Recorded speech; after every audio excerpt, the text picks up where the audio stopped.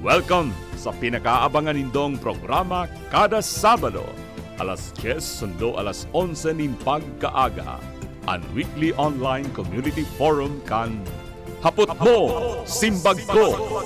Live hali sa siyudad din Naga, uya na si Abogado Juan. Maray na aga po sa Indo Gabos. A wonderful Saturday to one and all. Bicolandia, Pilipinas. Asin sa Gabos po nagdadaralan sa enterong kinakban. Marhay na pagkaagang Sabado po. Magaya-gaya po ang satuyang aldaw niyan.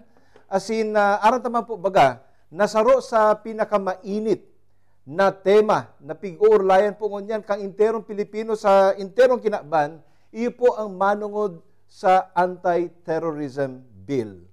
Dawa magsain ka po sa tinampo, sa ina tiripon-tipon, asin sa social media o maging sa mainstream media, talaga pong ang urulay kan mga Pilipino.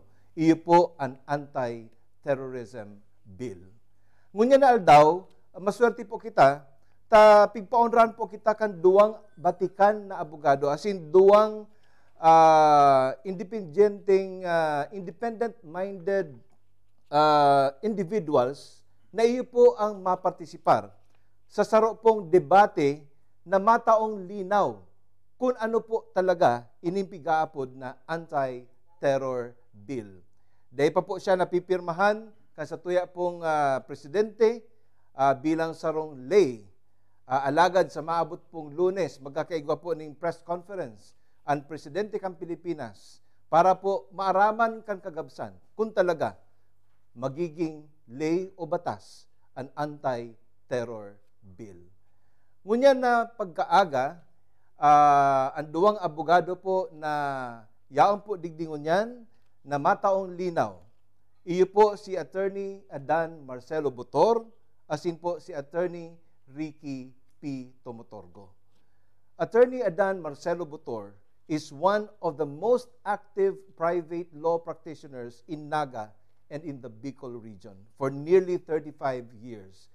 Under the deanship of then Dean Perfecto Palma of the University of Nueva Cáceres College of Law, he taught almost all bar subjects in the said law school from 1986 to 1990. A legalist and believer in the supremacy and the rule of law. Ladies and gentlemen, Attorney Adan Marcelo Botor. Panyero, maray na pagkaaga sa imo. Good morning po. Good morning man sa Gabos na naghihinanyog sa kanagdadalan igdi sa programang ini. Ang saro pa pong abogado, iyo po si Attorney Ricky Tomotorgo, a professor in the Ateneo de Naga University College of Law and Graduate School, is a progressive lawyer who aims to elevate the political consciousness of the community through the expression of an exchange of ideas. He is the founder and president of Bunyog, Pagkakaisa, a non-governmental organization that aims to promote liberal democratic ideals. Mga tugang, ang progresibong abogado, Attorney Ricky Tomotorgo. Maray na aga sa imo, Ricky. Maray na aga man, Mayor, akin ki Panyerong Attorney Botor. Diyos marahay na aga po sa Gabos na nagdadalan kaining programa mo, Mayor. Asin at man po, pagabot po sa interpellation, makakaibanan ta po ang duwama na independent-minded young Bicolanos. Yaw po dyan si Mr. Homar Murillo. He has been a writer and editor for both print and online publications for more than 15 years. He worked for a scientific research institution, SIARCA, and for a book publishing company, Vibal Publishing House. He currently works as a home-based web content writer and copy editor. He is active in various local civic organizations and occasionally contributes as a columnist in regional newspapers in the Bicol region. I-welcome ta po, Mr. Homar Murillo. via Zoom. Maray na aga sa imo, Homar.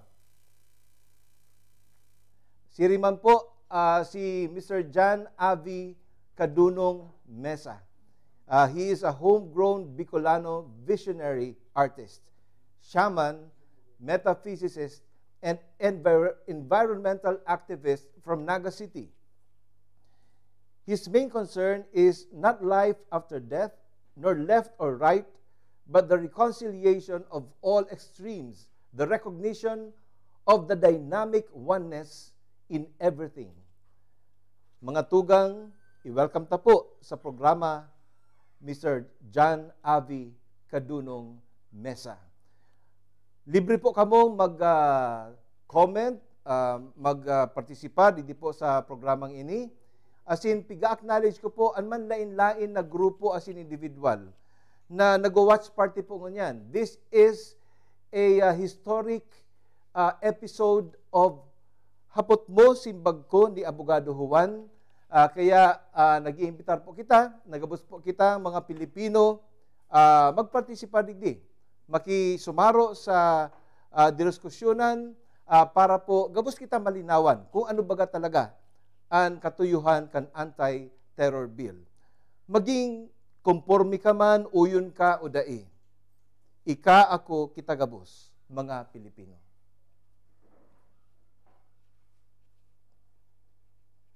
Ngunyan po, sa tuya pong rules, sa tuya pong debate, ngunyan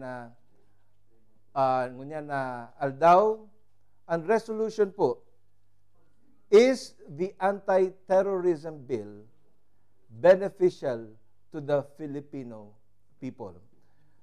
Ang anti-terrorism bill ba ay makabubuti sa bawat Pilipino at sa bansang Pilipinas? Pakinggan po natin ang playback na isang straightforward news from CNN Philippines. Days after President Rodrigo Duterte certified House Bill number 6875 as urgent, the lower house passed a controversial anti-terrorism measure. This amid fierce criticisms that the bill may be used to suppress government critics or lead to human rights violations. Voting 173 in the affirmative, 31 in the negative, and 29 abstentions, the House of Representatives passed the measure aiming to amend the Human Security Act of 2007. Lawmakers took to the podium, at the plenary hall, and online to defend their votes. One of the principal authors even withdrew his name from the bill and voted no to the proposed law. My vote is no to the bill, and my name could not be attached to a bill that is not my real work. With that, Mr. Speaker, I'm not closing that possibility of amendments during the BICAM. Therefore, after all has been said, my vote is yes. I believe that we could have come up with a better version, and how I wish we could have amended Section 29, Mr. Speaker. These are the reasons why I vote in abstention. The bill is expected to be ratified by both chambers of Congress as the President certified it as urgent. Under the measure, the definition of terrorism is expanded. Tougher penalties await those considered terrorists and those found to be helping them. It also allows detention of suspected terrorists for up to 14 days without any cases filed in court, extendable for another 10 days. Suspects can also be placed under surveillance for up to 60 days by the police or the armed forces. Telecom firms may also be compelled to show the suspect's call and message logs. Also among the provisions of the bill is jail time of up to 12 years for those who incite others to commit terrorism by any means or those who threaten to commit terrorist acts.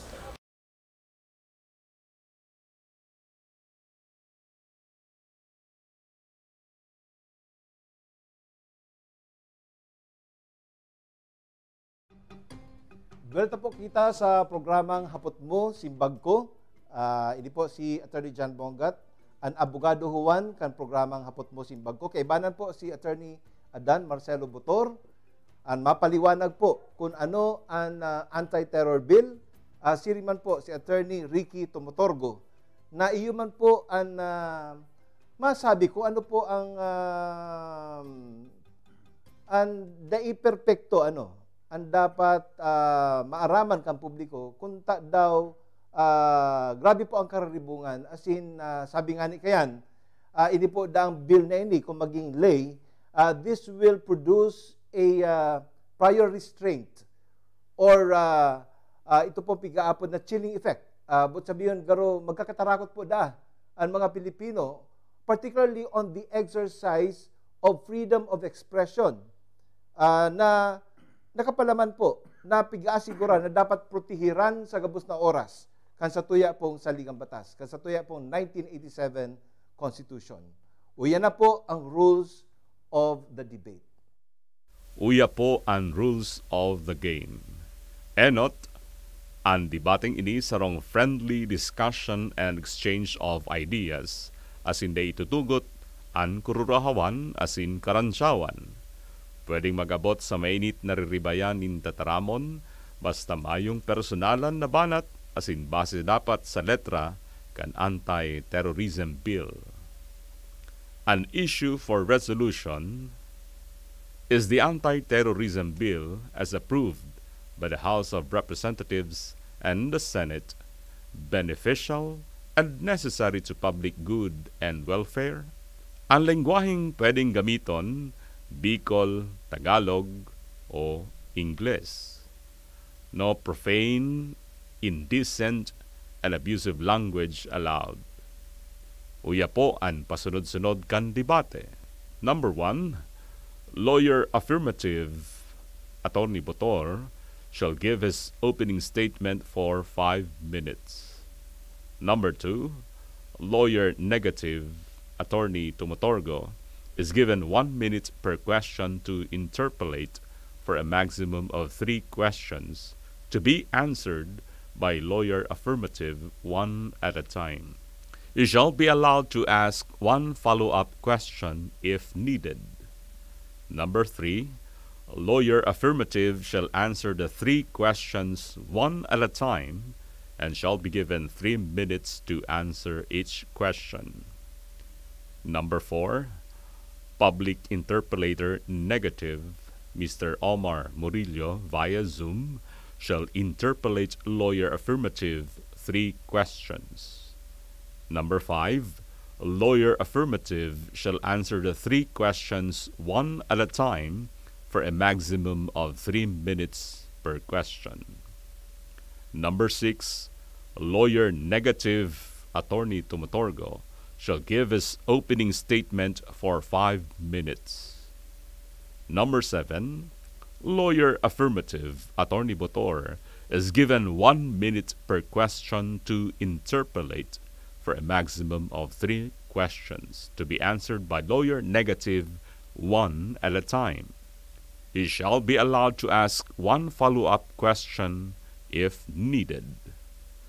Number 8, lawyer negative shall answer the 3 questions one at a time and shall be given 3 minutes to answer each question.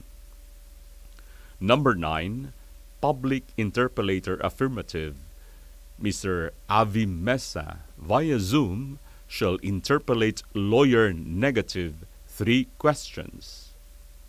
10, lawyer negative shall answer 3 questions one at a time for a maximum of 3 minutes per question. Number 11, public interpolator affirmative to give rejoinder statement on last answers of lawyer negative in number 10 above. Number 12, public interpolator negative to give rejoinder statement on last answers of lawyer affirmative in number 5 above. Number 13, lawyer affirmative's closing statement for 5 minutes. Number 14, lawyer negative's closing statement for 5 minutes. And number 15, summation by Abogado Juan. Welcome po kita sa programang Hapot Mo, Simbag Ko. Ang debating pigharalat po kan kagabsan. Ito po ang debating hinihintay po ng lahat ng Pilipino, naging nandito sa Pilipinas o nasa ibang bansa. Simulan na po natin, hindi na po natin patatagalin pa. Ito na po ang affirmative. Let us all welcome Attorney Adan Marcelo Botor. Good morning and maray na aldaw at magandang umaga. First question po. Terrorism or threats of terrorism is a reality. Bako po iniyong hindi po ito haka-haka. This is a reality. Nangyayari po ito dito sa ating bansa at sa labas ng ating bansa. Pangalawa, ano po yung sinasabi nating terrorism? Ito po ang mukha ng terrorism. Number one, yung pong June 28, 2019, January 27, 2019, December 31, 2018, sa 2019 po of June of 28, nagkaroon po ng dual suicide attack sa military base dito po sa Indana, sa Sulu Province. Resulta, may namatay pong 3 civilians, 3 militar, 2 attackers, at 22 na mga tao po na nasugatan. Noong January 27, 2019, 27 na mga tao po ay namatay at na-injured dito naman po sa pagbomba sa Roman Catholic Church Cathedral dito po sa Hulo, Sulu. Noong December 31, 2018, may pumutok pong improvised explosive device doon po sa entrance ng South Sea Shopping Mall, doon po sa Cotabato City. May namatay na 2 at marami pong nasugatan. Number 2, ayon po dito sa database ng Worldwide Terrorism Incident, magmula po ng 1970, yung Islamic and Communist separatists, naglunsad po sila ng terrorist activities. And in fact, ang mga namatay po ay 593 incidents of, hindi po namatay, 593 incidents ng atake ng mga terorista. At in the years between 1969 up to year 2010, halos 400 Filipinos po yung namatay. Next, mayroon po rito na nilista na yung United Nations Security Council may ibinigay po sa Pilipinas ng mga lista ng mga leftist extremists. Primarily, yung mga tinatawag na Communist People's Party, tapos yung mga NPA who claimed 120,000 lives in a span of 40 years. Pagkatapos po, ito naman nangyari po sa 9/11, doon po sa New York. Alam niyo po ba na yung nangyari po sa New York, 9/11, September 11, ay dito po sa Pilipinas, plinano. And there were times na mayroon ngang plano na papasabugin yung 12 or 12 na passenger airplanes ng US na na-foil lang, na nahuli dahil naging reckless po yung mga mastermind na sa pangalan ni Khalid Muhammad, Ramzi Youssef. Pagkatapos po, number 4, ito naman pong Abu Sayyaf Group terrorists. Noong September 21, 2015, mayroon pong hinostage at pinatay ito pong ASG Group dito po sa Samal Island sa south of the country. Pagkatapos po recently, ito naman pong Siege of Marawi. Dito po sa Siege of Marawi, halos po marami rin pong namatay at marami pong mga properties or mga bahay, infrastructure na nasira to the cost of about 18 billion pesos. Now, ito po yung mga example ng terroristic activities dito po sa Pilipinas. Now, ngayon po, confronted po tayo sa tinatawag natin anti-terror bill Ano ba tong anti-terror bill na to? Ito po yung anti-terror bill na sabi nga, lalagdaan raw na bilang batas, ay ito po ay isang batas na nag-a-address na binibigyan po ng solusyon ang mga ang terror threat dito po sa Pilipinas. Bakit po? Kung titingnan po natin, ililihis po natin muna yung usapan. Ano po ang nangyari sa Pilipinas? Ngayon nagkaroon tayo ng tinatawag na COVID-19. Ang Pilipinas po ay hindi handa. But during the time po of Senator Defensor, mayroon na po siyang bill na isinumite sa Congress na i-address itong mga pandemic na to. Pero hindi po pinansin. Kaya ano po nangyari? Binigla tayo po ng pandemic, hindi tayo handa, kaya nagka-buhol-buhol yung ating implementasyon sa pagbibigay ng mga relief at medical attendance or attention sa mga Pilipino. Ito pong bill na to, kung babasahin po natin ang kabuuhan, sasabihin ko po na ito po ay necessity dahil talaga po mayroon talaga tayong terrorism threat and events, lalong-lalo na po sa southern Mindanao. Pagkatapos po, ito ay beneficial rin sa mga Pilipino. Bakit po? Ang Pilipinas po ay nabubuhay hindi lang sa sariling resources. Kung ang mga investor dito sa galing sa ibang bansa ay pupunta rito sa Pilipinas at sila ay natatakot na baka magkaroon ng mga bombahan dito, mayroon pa po bang mga pupuntang mga tao o mga investor na pupunta rito sa atin? So, this terror bill, I believe, will help the economic position of the country, both locally and internationally.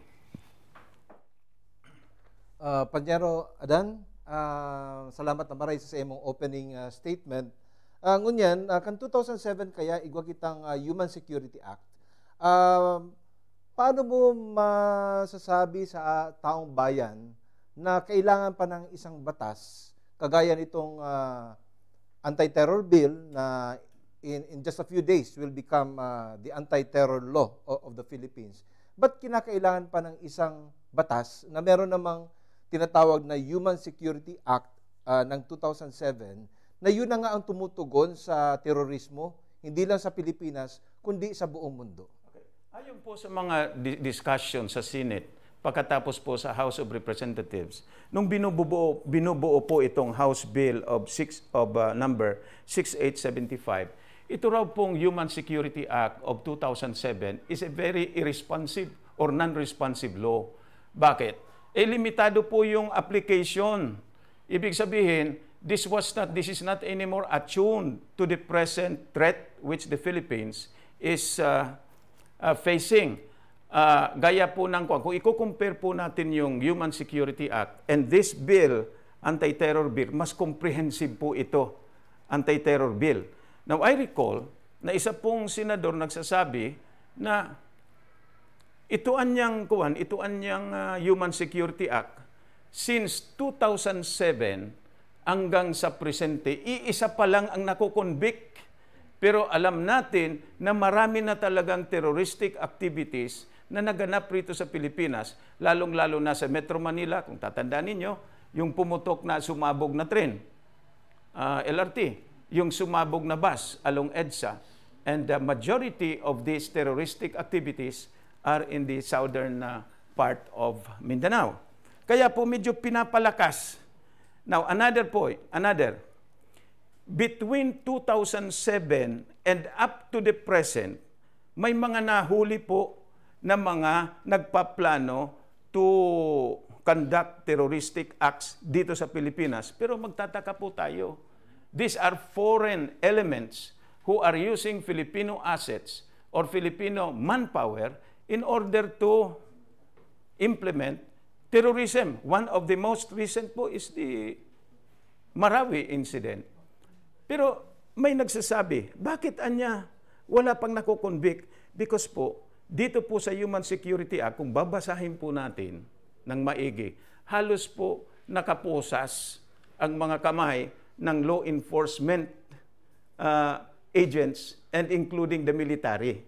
Kaya nga po, ito medyo pinalawak, ginawang comprehensive, at dinagdagan rin po yung tinatawag na judicial safeguards. Panyero Adan, sa inyo talagang paniniwala ang makabubuti sa Pilipinas ay itong tinatawag na anti-terror bill. Ngayon, bigyan na po natin ng oportunidad na makapag-interpolate ng tatlong katanungan ang ating pong isa pang abogadong bisita, isang progresibong abogado na si Attorney Ricky Tumotorgo. You have the floor, Attorney Ricky. Panyero. Salamat, Mayor. Una sigurong tanong kay Panyero Adan. Panyero, kasi sa atin nung nag-aaral tayo ng Revised Penal Code, kumbaga ang pinakamalalapit na mga parehong kaso ng terrorism ay itong sedition, rebellion, may nadagdag pa dyan ng huli yung kudeta. Paano ba ang pagkakaiba ng sedition, rebellion, kahit wag na masyado ang kudeta? Doon lang tayo, at least sa rebellion, sedition, rebellion, at saka terrorism. Idagdag na rin siguro yung paano maiiba yung inciting to sedition at saka inciting to commit terrorism? Okay. Ito pong terrorism law or anti-terror law or bill, this can be committed by looking at sections 4 up to section 12. Ano po? Dito po sa section 4, nakasabi po rito, ano-anya ang tinatawag nating terroristic act? Two elements. First, the act itself which is described by law, and second, the intention to sow fear. Babasahin ko po. Terrorism is, the acts of terrorism are defined as follows. 1. Engages in acts intended to cause extensive damage or destruction to a government or public facility. 2. Engages in acts intended to cause death or serious bodily injury to any person. 3. Cause extensive interference with the damage or destruction of critical infrastructure. Ang ibig pong sabihin ng critical infrastructure, yung electric grid natin, yung mga bridges, gaya po sa Maynila, halimbawa, yung yung flyover ba yan? Bubumbahin mo, o sisirain. Development and manufacture of weapons, explosive, biological, nuclear, radiological, chemical. Tapos po yung tinatawag na release of dangerous substance. That's the first element. The second element po is when the purpose of such acts by its nature and context is to intimidate the general public or a segment thereof, create an atmosphere or spread a message of fear or provoke or influence by intimidation the government, etc., etc. In other words, alam po natin kung ano ibig sabihin ng rebellion. Ang ibig sabihin po ng rebellion, its object is political, to replace the government by force. Alam po natin yung tinatawag na sedition. Ano po? That's defined under the Revised Penal Code. Pero po ito, iba to. Ang terrorism is first an act and the intention para maging insecure ang isang nasyon or group of people para maparalyze ito, whether for political, religious, or economic ends. So, yung acts po that are defined as acts of terrorism may be similar with rebellion, sedition, insurrection, whatever you call it. However, ito po medyo very specific ito. Ibig sabihin, this specifically addresses the problem of terrorism as it is being experienced by the country at present. Going to rebellion, wala po tayong nakikitang rebellion dito. Wala po tayong nakikitang sincere or serious insurrection. Mga kuwan lang yon. So, inciting to insurrection, inciting to rebellion, etc., etc. Pero po ito, this is real. Ipinakita ko po sa inyo yung example ng muka ng terrorism. Eroplano, papasabugin. Malls, papasabugin. Simbahan, papasabugin. For what purpose? In order to make the country and the people insecure. Pag insecure tayo, anong nangyayari? Para tayo pong nasa COVID rin. Imbis na lalabas tayo at magtatrabaho at magkakalakal, nandyan tayo nagtatago sa bahay natin. Because tayo ay natatakot. That is the salient difference ng terrorism po. Okay po. Panyero Ricky, are you satisfied with the answer of Panyero Adan Boto? You have 2 more questions and a follow-up question. You can throw to Attorney Adan. Ang pangalawang question ko kay Panyerong Adan, sa atin pong 1987 Constitution, particularly sa Section 2, Article 3, malinaw dito yung mga requirements paano mag-i-issue ang judge ng search warrant o warrant of arrest. Pwede po bang pakipaliwanag, Panyero Adan? Under the Constitution or the Bill of Rights, huwes lang po ang pwede mag-issue ng search warrant at warrant of arrest. Ito pong issuance ng search warrant, may mga requirements po tayo. First, personally, yung huwes ay magkakandak ng investigation ng applicant and the witnesses upang magkaroon po ng establishment ng probable cause that a crime is actually being committed or would be committed or being planned to be committed. Pag yan po na-establish, the second thing na i-establish is, search warrant po tayo, yung tao, lugar, at yung object kung ano po yung isi-search. Then, pag mayroon pong probable cause na talagang kumbinsido, ito pong huwes, he issues a search warrant, and the operatives or the law enforcement officers or even the applicants, they go to the place and they execute the search warrant. Dito naman po sa tinatawag na warrant of arrest. Warrant of arrest is actually issued by a judge when a case is filed before a judge, whether by information na galing po sa fiscal or galing sa private offended party by means of a complaint. But ang huwis po nag-i-issue ng warrant of arrest based on probable cause that a person who is identified in the complaint is the person that committed a crime or about to commit a crime or has already committed or in the progress of committing a crime. So, yan po ang pagkakuan. The bottom line is, a search warrant and a warrant of arrest, according to the Constitution, is issued by a judge. Now, dito naman po sa sa Anti-Terror Bill, wala po ritong nagsasabi na the Anti-Terror Council has the function to issue a search warrant. In fact, dito po sa isang provision ng Anti-Terror Bill, maliwanag po ditong sinasabi na ang ATC does not have the power, does not have any judicial power, and it does not have any quasi-judicial power. This is only an administrative agency. Ano pong ibig sabihin ng administrative agency? Gaya po ng pulis, CIDG, gaya po ng piskal, they can investigate and they can recommend being part of the executive structure of the government as to what to do.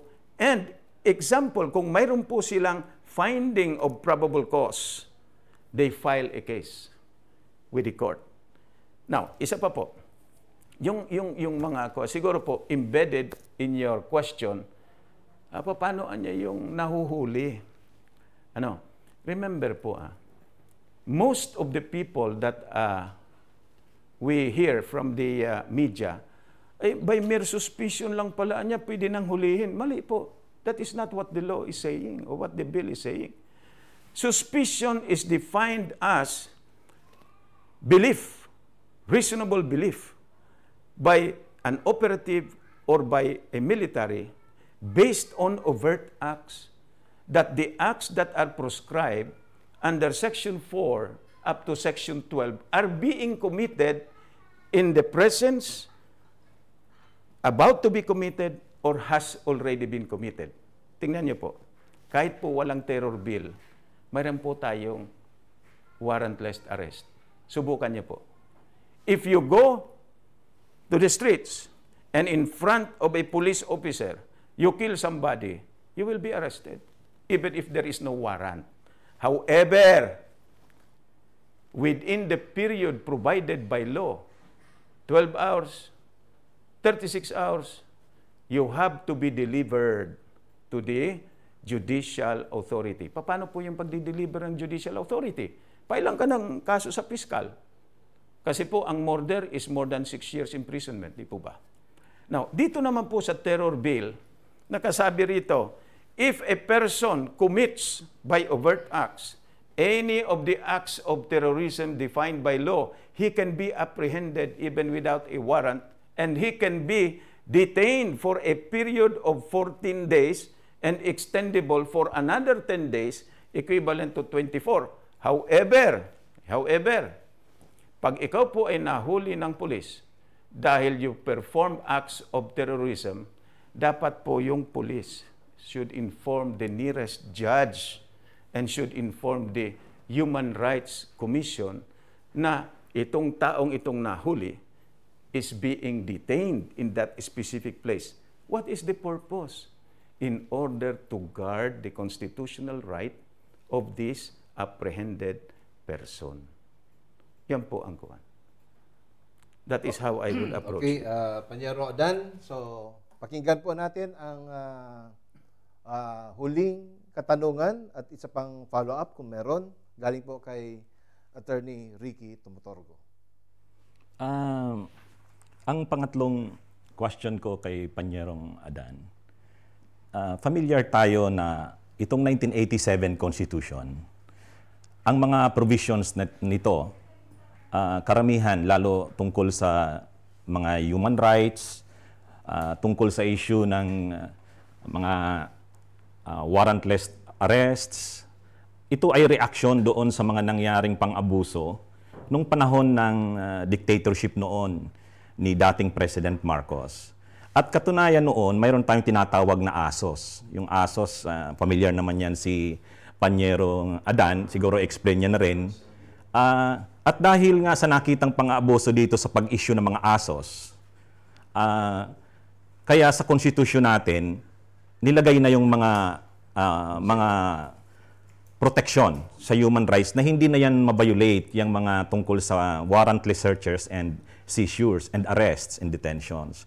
Pwedeng sigurong paki-explain nito, Panyero Adan. Itong mga naging pagbabago sa Constitution, alam niyo po, ganito po yan. Lalo na din doon sa authority, dati executive, and then sa 1987, linagay na sa judiciary. Ganito po yun. Ano po?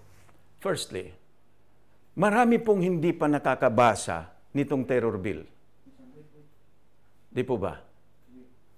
Dahil marami pong hindi nakakabasa, we are susceptible, palagi tayong na-influensya kung anong sasabihin ng iba, lalong-lalo na po yung mga pumupunta po sa television at nagpapahayag ng kanilang mga damdamin o saloobin.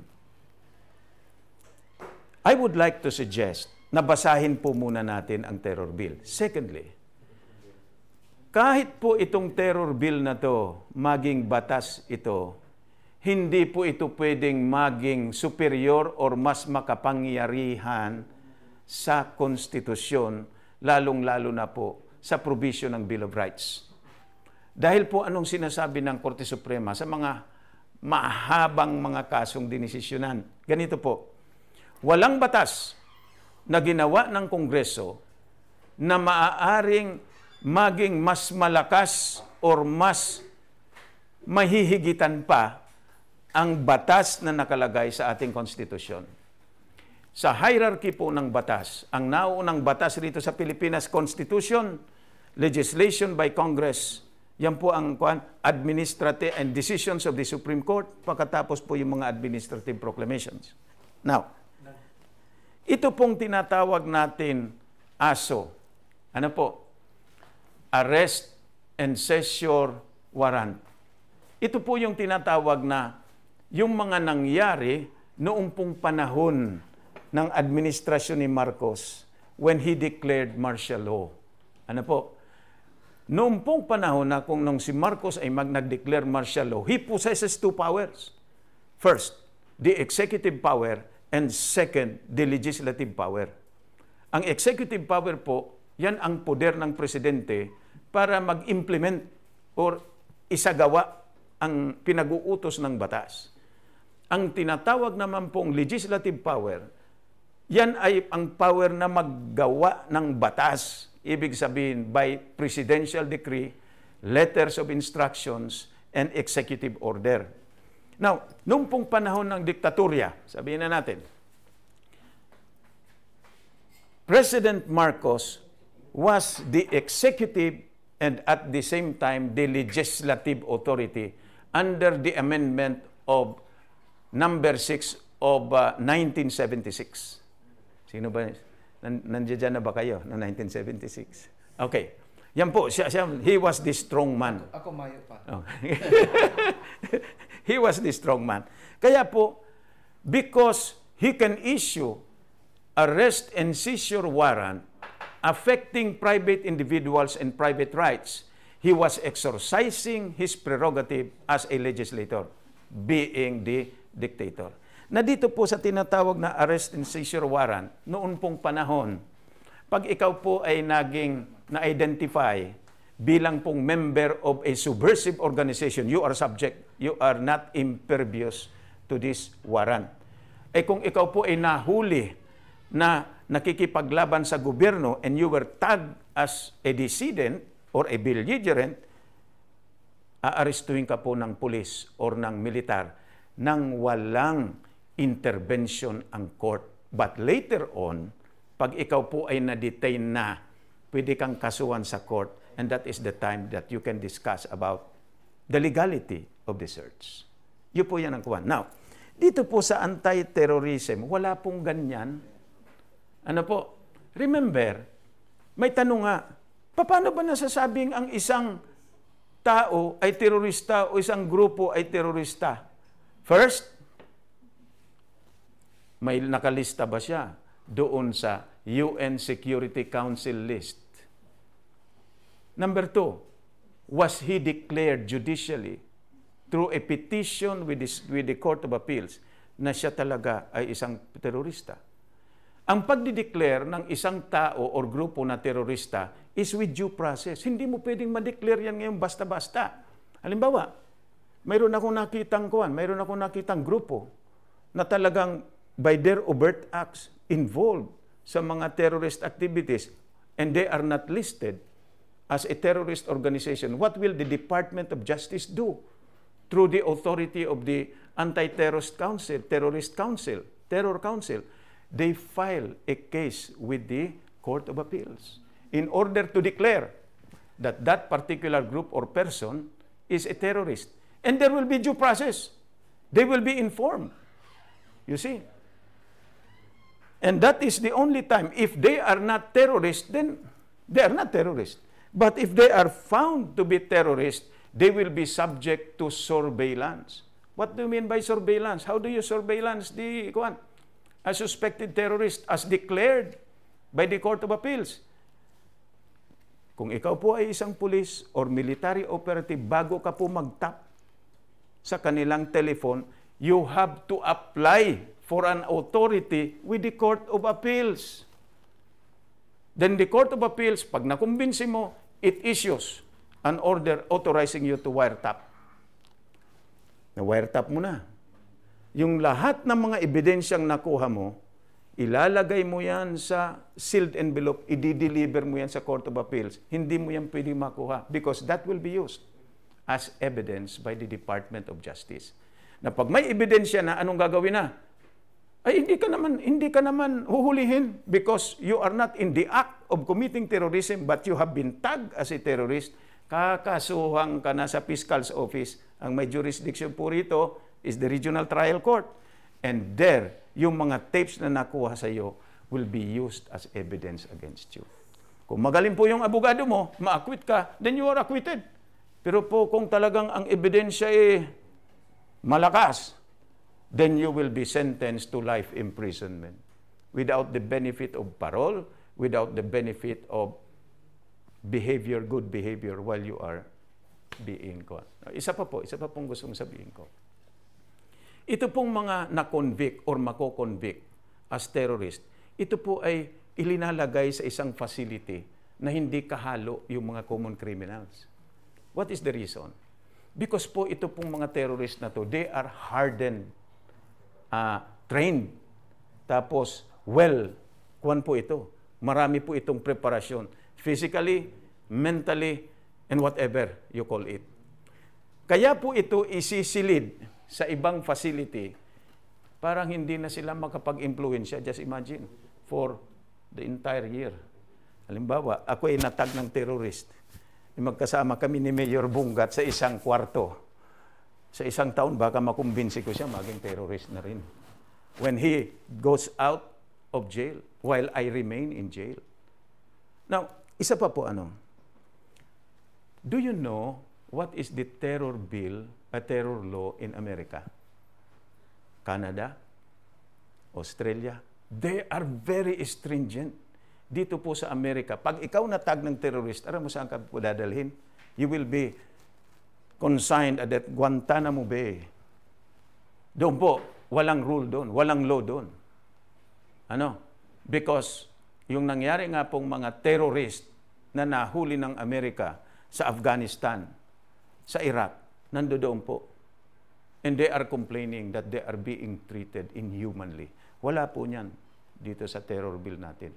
As a matter of fact, ang terror bill natin po, sa binasa ko po ito for several times, the person who is detained is given all the rights of a detained prisoner. May Miranda warning, mayroon visitation ng abogado, may visitation ng pamilya, mayroon pong visitation ng doktor. At itong mga doktor na to, abogado, including journalist, they are impervious or they cannot be tapped. Dahil po ang provision ng batas nagsasabi, hindi ito pwedeng i-wiretap. So, I should say po na, bakit po tayo natatakot dito sa terror bill? Well, for one, masasabi ko po, dahil hindi pa natin nabasa. Second, pwede nating nabasa. Pero because ang mga termino po rito are actually fit for the understanding of lawyers alone, baka hindi pa natin naintindihan. That is why I am very thankful na si Mayor Jan has sponsored this activity. Dahil po, lumalabas talaga na i-educate natin, lalong-lalo na yung mga maliliit nating kapatid dyan sa mga barangay. Okay, maraming salamat, Panyero Adan Botor. Meron pa po sanang follow-up pero binib na po ni Attorney Ricky ang kanyang follow-up question. Later on, we will be hearing from the public, particularly from Mr. Homar Murillo to interpolate 3 questions. But before the 3 questions of Attorney Homar Murillo, I'd like to clarify some ambiguities in the law. First of all, yung definition ng terrorism bill, Panyero Adan, of course, it has already been defined previously in the Human Security Act, and the same has been carried over to the dito po sa bagong batas na ito. So, naka-enumerate naman po doon. At yung mga labag sa batas, labag sa seguridad ng bansa, ng humanity, ay hindi lang naman Pilipinas ang nagbabawal niyan. Ngayon, meron kasing isang provision dito na nagpapasala or ano ba sa Tagalog yun? Yung isang aktibidad na medyo malabo sa kaisipan. Hindi lang ng publiko o pati ng maging mga abogado. Ito pong inciting to terrorism. Kasi sa mga statements po na ipinalabas ng iba't ibang law schools sa buong Pilipinas at the academe in particular, the religious sector, the activist groups, and many other sectors in the society, nagsasabi na it is subject to a lot of interpretations. Alam naman natin, pag criminal law, kailangan very specific yan. Otherwise, it will be tantamount to a violation of due process because you don't know what to avoid doing. Hindi mo na alam kung ano ang bawal sa hindi bawal. Kasi inciting to sedition, kagaya niyan, pwede kang kasuhan yan by just being a suspect. Dahil nga nakunan ka ng mga communications, whether written or verbal, na wiretap ka because this is an exemption from the anti-wiretapping law. The gathering of evidence para po mahuli ka. Iyan po ang unang katanungan. How safe are Filipinos? Gaano ba kakampante ngayon ang mga Pilipino? Kung ito pong anti-terror bill ay maisa sa batas. Ano ba ang, baka naman matakot yung buong sambayan ng Pilipino dahil inciting to terrorism o kaya yung pag-isip pa lang, pagplano pa lang, yan ay labag sa batas na. Okay. So how would you reconcile it to basic criminal law principles that acts and intents should be proven by overt acts? Okay, correct. Now, in the first place po, ito pong anti-terror bill is not part of the revised penal code. The revised penal code po defines and punishes crimes that are mala in se. They are bad in themselves. This terror bill po is a special law. Is being a special law, this penalizes an act which is prohibited. So iba po yung mala in se saka formal crimes, yung mala prohibitum. Ano po? So, ito pong una ang ikukuha natin. Pangalawa po, ayon po rito sa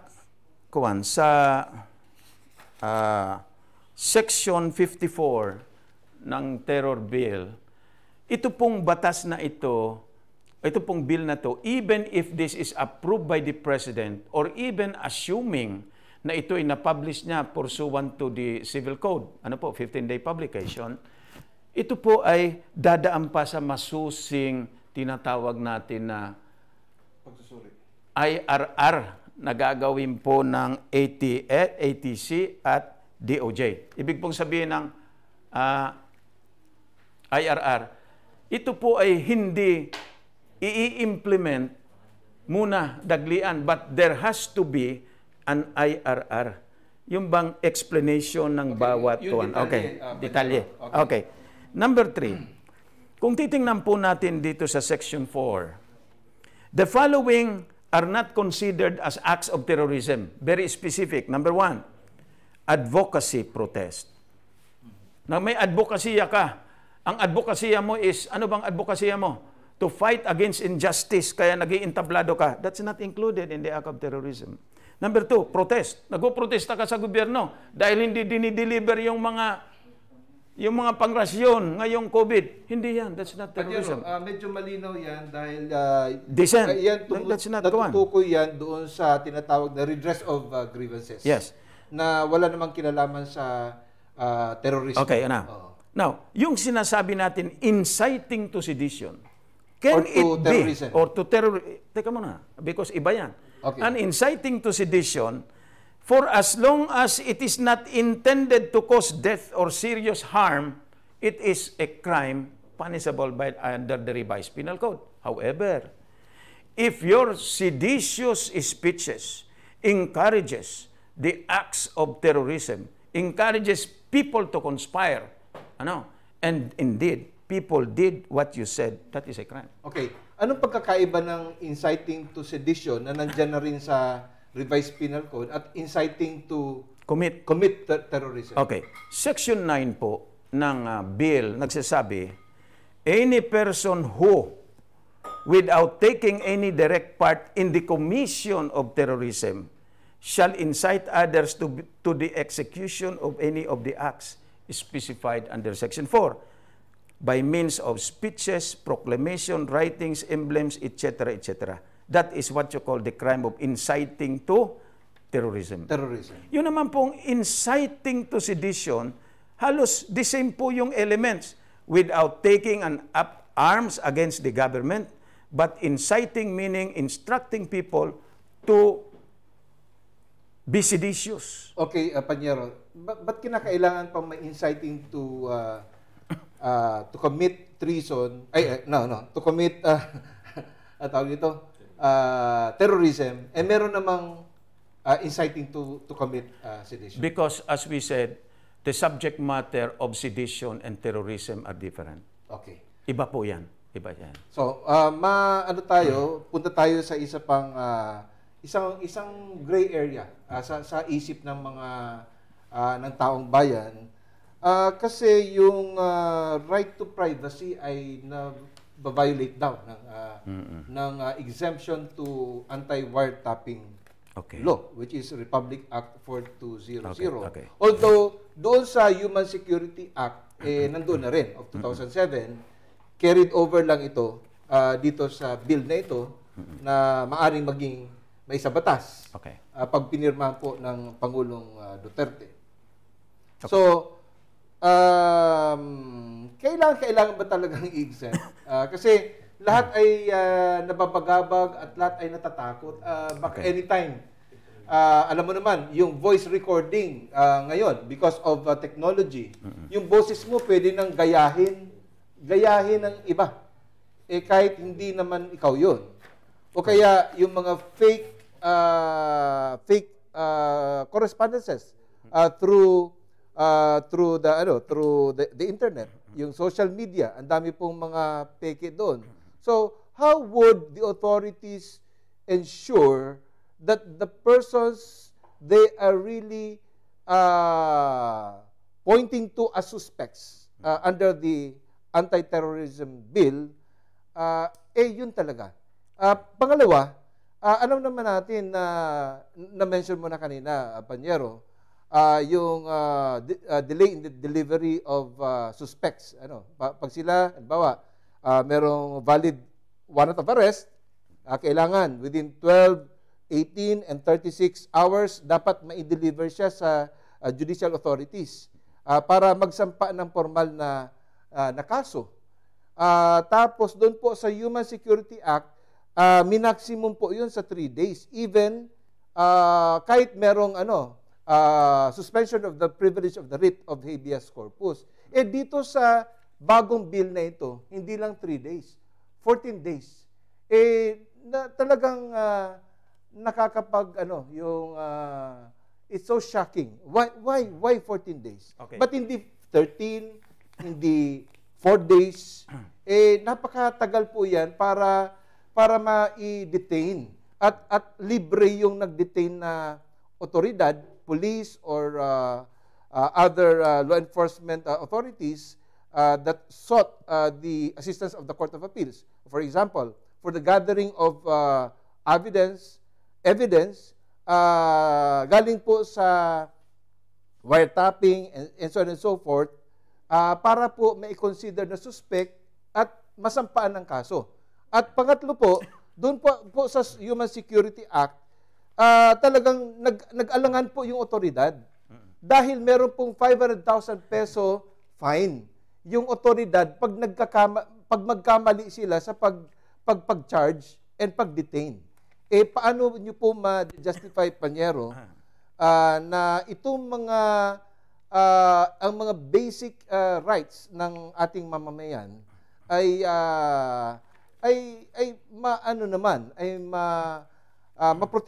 maprotektahan naman ng batas na ito. Okay.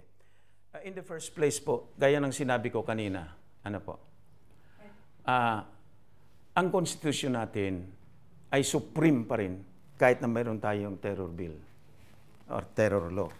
And secondly po, yung tinatawag na wiretapping, ang wiretapping po is authorized by the Court of Appeals upon application by the cooperative, by the law enforcement agent, by the military, and with the written approval of the ATC, it is the Department of Justice that files a petition before the Court of Appeals, na bigyan ng authority na ang applicant or ang police na mag-conduct ng surveillance.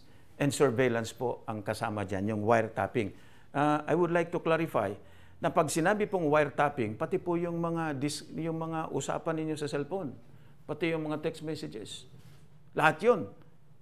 Pero the NTC has to be informed. Okay. Now, if there is a judicial authority that is the operative is authorized to conduct to collect information from you. Now, para sa ano po ito? Bakit po tinatawag nating judicial authority? Because dapat talaga kumbinsihin mo ang Court of Appeals. And the applicant has the burden of proof. Ano po? Now, tinatawag nga, the embedded in your question is this. What is implied is this. Bakit ganon? Bakit? Is it not a violation of the Anti-Wiretapping Law, Republic Act 4200? No, it is not. Because ang sabi nga po ng ating batas, even under the revised penal code or even under the civil code, ang batas na ginagawa po ng Kongreso ay pwedeng palitan yan by another recent law. Kaya siguro ang ibig mo pong sabihin, bakit ganito? Because I would like to say, because terrorism is a different crime. It is a special crime. That needs that the government should quickly address so that the entire majority of the people at least may feel secure or safe. Now, secondly, ito pong, marami kasi pong question yung kuwan mo. Siguro binilang ko mga 7 yun. Now, ito po ang kuwan. What I would like to say is, when there is a surveillance or when there is a wiretapping, that wiretapping is always authorized by the Court of Appeals. It is always under the control of the courts. Paano? In order to assure us that that surveillance may not be abused. What is the effect? Okay, Panyero, medyo wala na tayong time. Yeah. Anyway, nandiyan na po sa linya ang isa pong interpellator from the public, si Mr. Homar Murillo. And you have now the floor, Mr. Homar Murillo. Hi, good morning po, Attorney Butor, Mayor Jan, and Attorney Ricky. Yeah, good morning po sa Gabos na Nagdalan. Good morning. Tagalogin ko na lang kasi mayroong mga nanonood na hindi naman marunong mag-Bicol.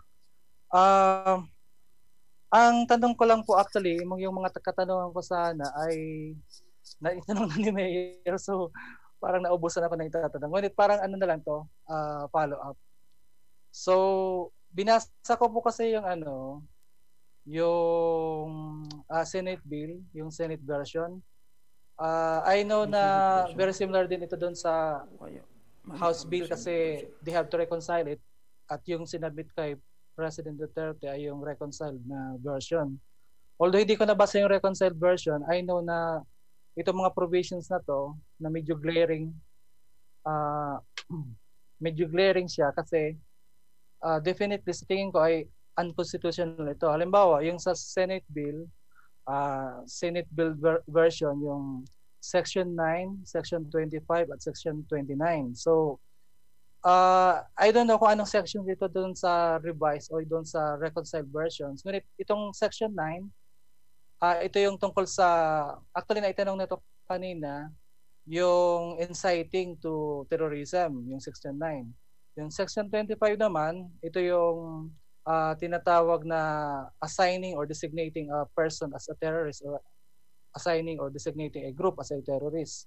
So ito naman Section 29, ito yung warrantless arrest. So although dinefine dito, sa tingin ko itong tatlong sections na to, aside from doon sa mga very vague provisions na iba, ay very glaring na unconstitutional. So Hindi ko na po i-detalye kung anong mga nandito. Ngunit sa tingin ko ay alam niyo naman itong mga sections na to. Section 9, Section 25, Section 29.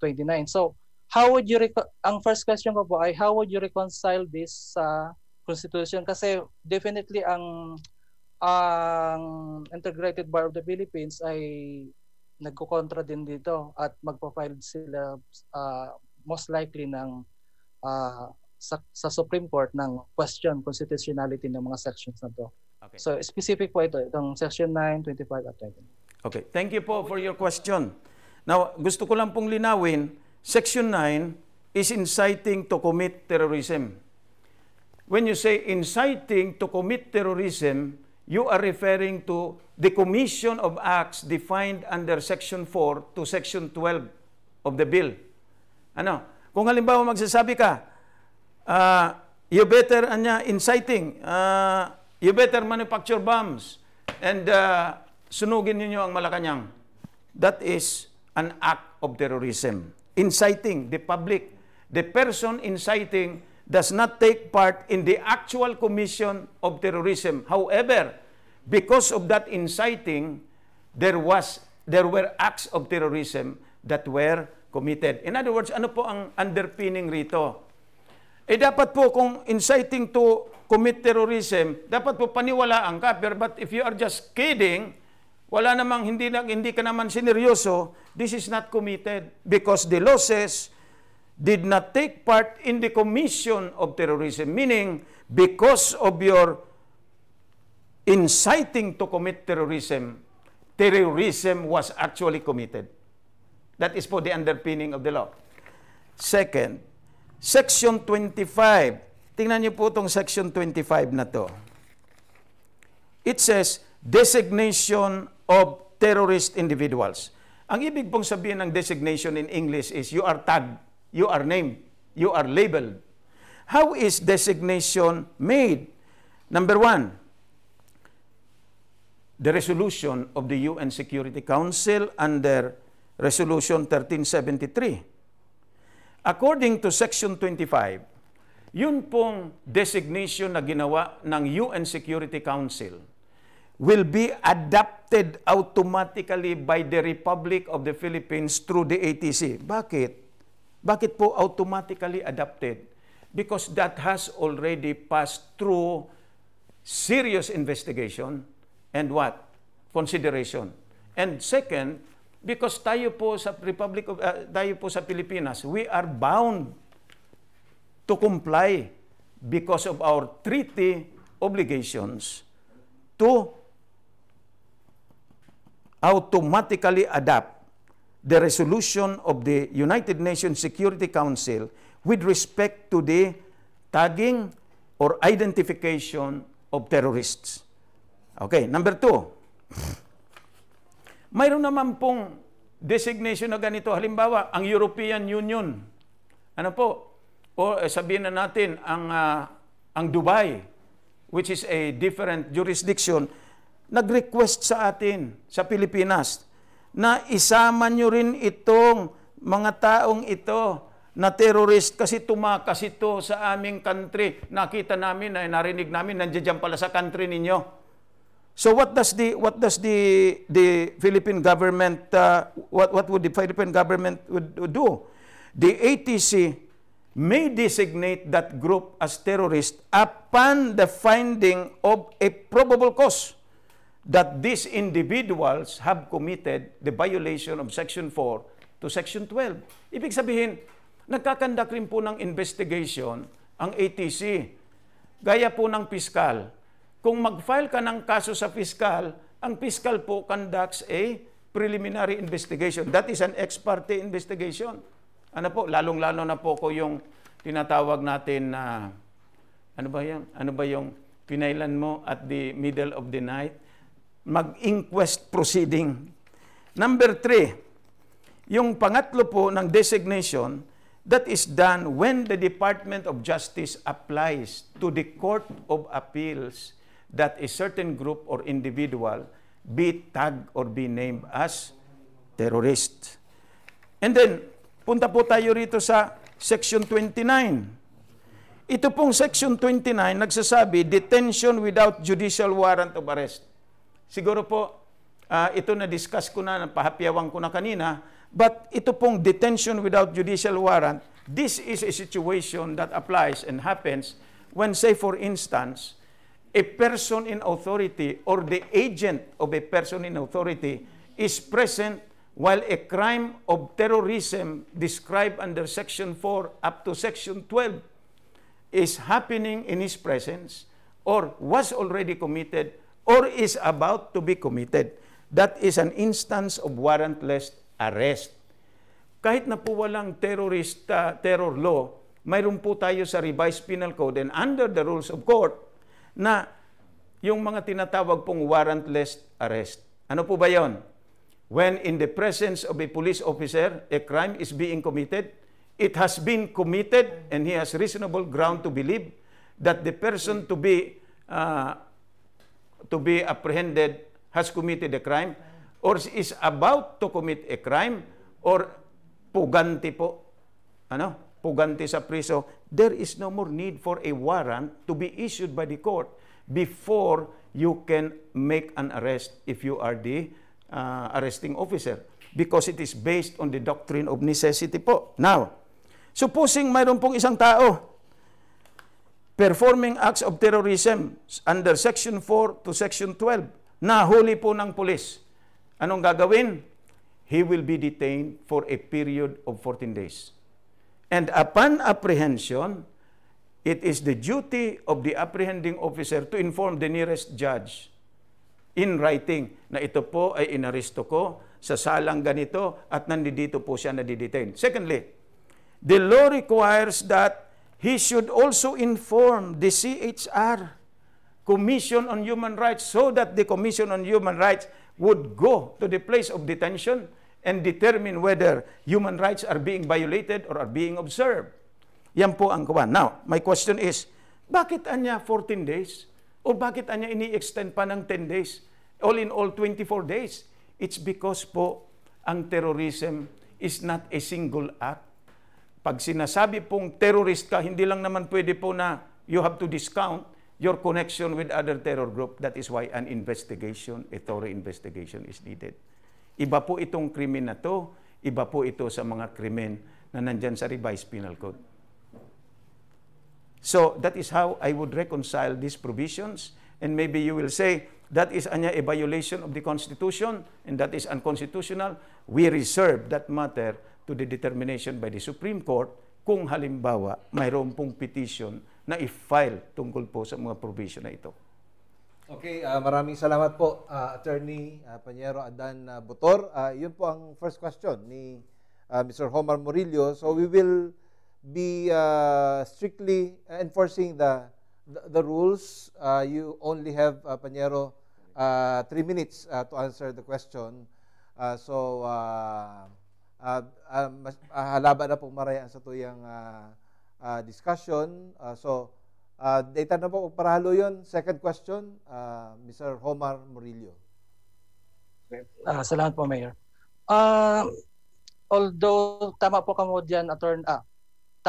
dyan, Attorney Botor, na it's only the Supreme Court ang talagang magde-decide kung constitutional nga at unconstitutional itong mga provisions na to or totally i-reject it as unconstitutional yung mga provisions or yung batas mismo.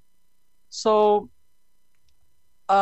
yung pangalawang question ko po ay tungkol ito sa paano natin mag-guarantee under the law. Kasi parang yung Human Security Act ay meron dong provision na 500,000 pesos ang ibibigay sa isang wrongly accused na na-detain for per day.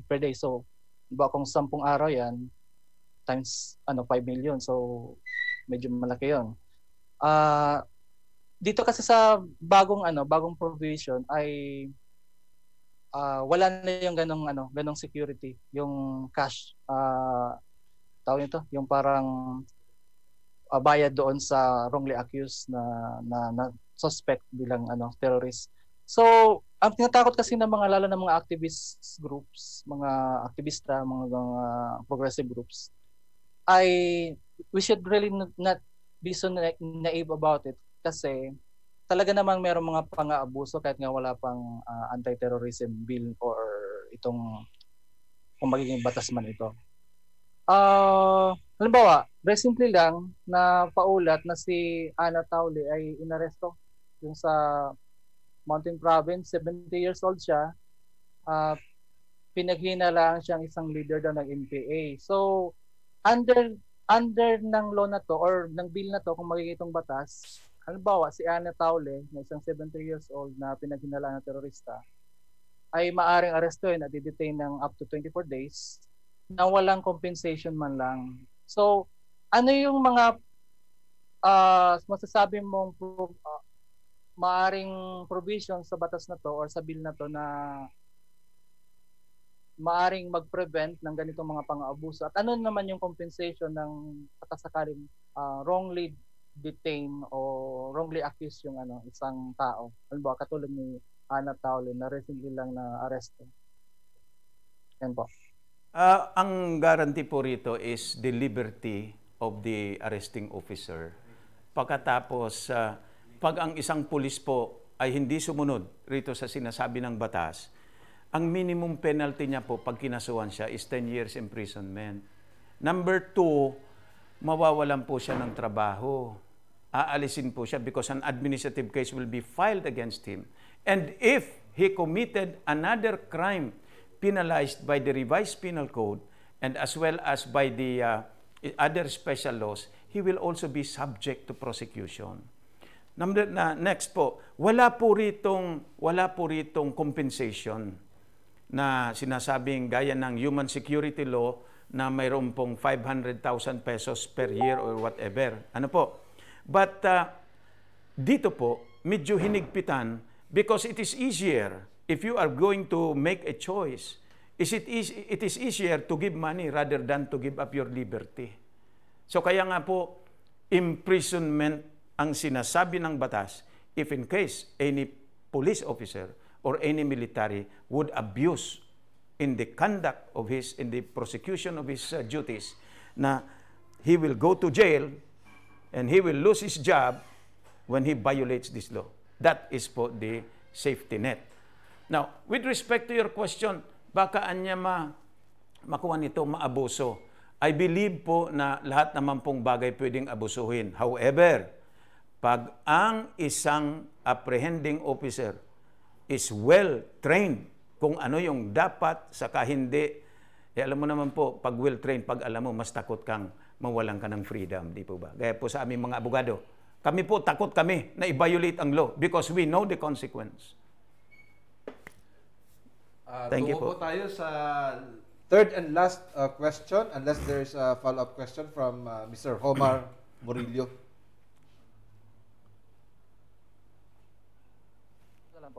Attorney Butor, parang follow-up question na rin kasi ito. Hindi kaya masyadong malaki yung authority yung ibinibigay sa ATC na parang usurpation na ng judicial authority yung ibinibigay ng bill na to. At umamin nga yung ibang mga mga mamabatas na hindi talaga nila binasa yung bill, basta talaga nilang railroad.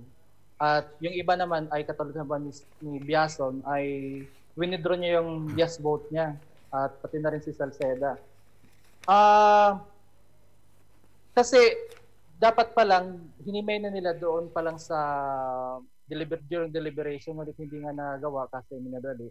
So ang question ko po ay hindi ba usurpation of authority, judicial authority, ang maraming autoridad na ibinigay sa ATC? So yung mga nabanggit ko na kanina, ano yung sa section 25. So yan po yung pinaka-question ko. Okay. Hindi ba usurpation of judicial authority yung mga ibang, yung maraming powers na ibinigay sa ATC? Okay. Thank you po. Hindi po, wala pong usurpation of judicial authority. Because po, even po rito sa batas, the last part of Section 45, nagsasabi po na ang ATC has no power to exercise judicial or quasi-judicial power or of authority. Ibig pong sabihin ng judicial, to determine the facts and apply the law and makes a decision that is binding among the parties. Pag sinabi naman pong quasi-judicial power, the same din, kaya lang ang nag-exercise ng quasi-judicial power ay hindi ang husgado. Wala po itong poder ang ATC niyan na mag-encroach sa prerogatives of the judiciary. Remember po, ang ATC belongs to the Executive Department of Government. And the Executive Department of Government merely performs administrative functions and also quasi-judicial power if the quasi-judicial power is granted by the law.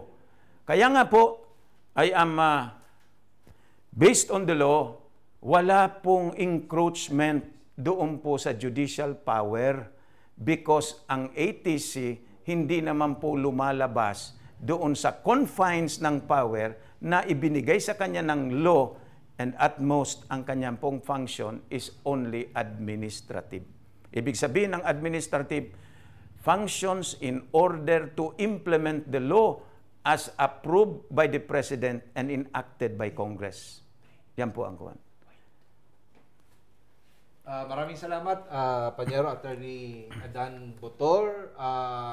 Igwa kapatabing follow-up question. Do you have? You are entitled to throw a last follow-up question, Omar. Bayan na po, Mayor.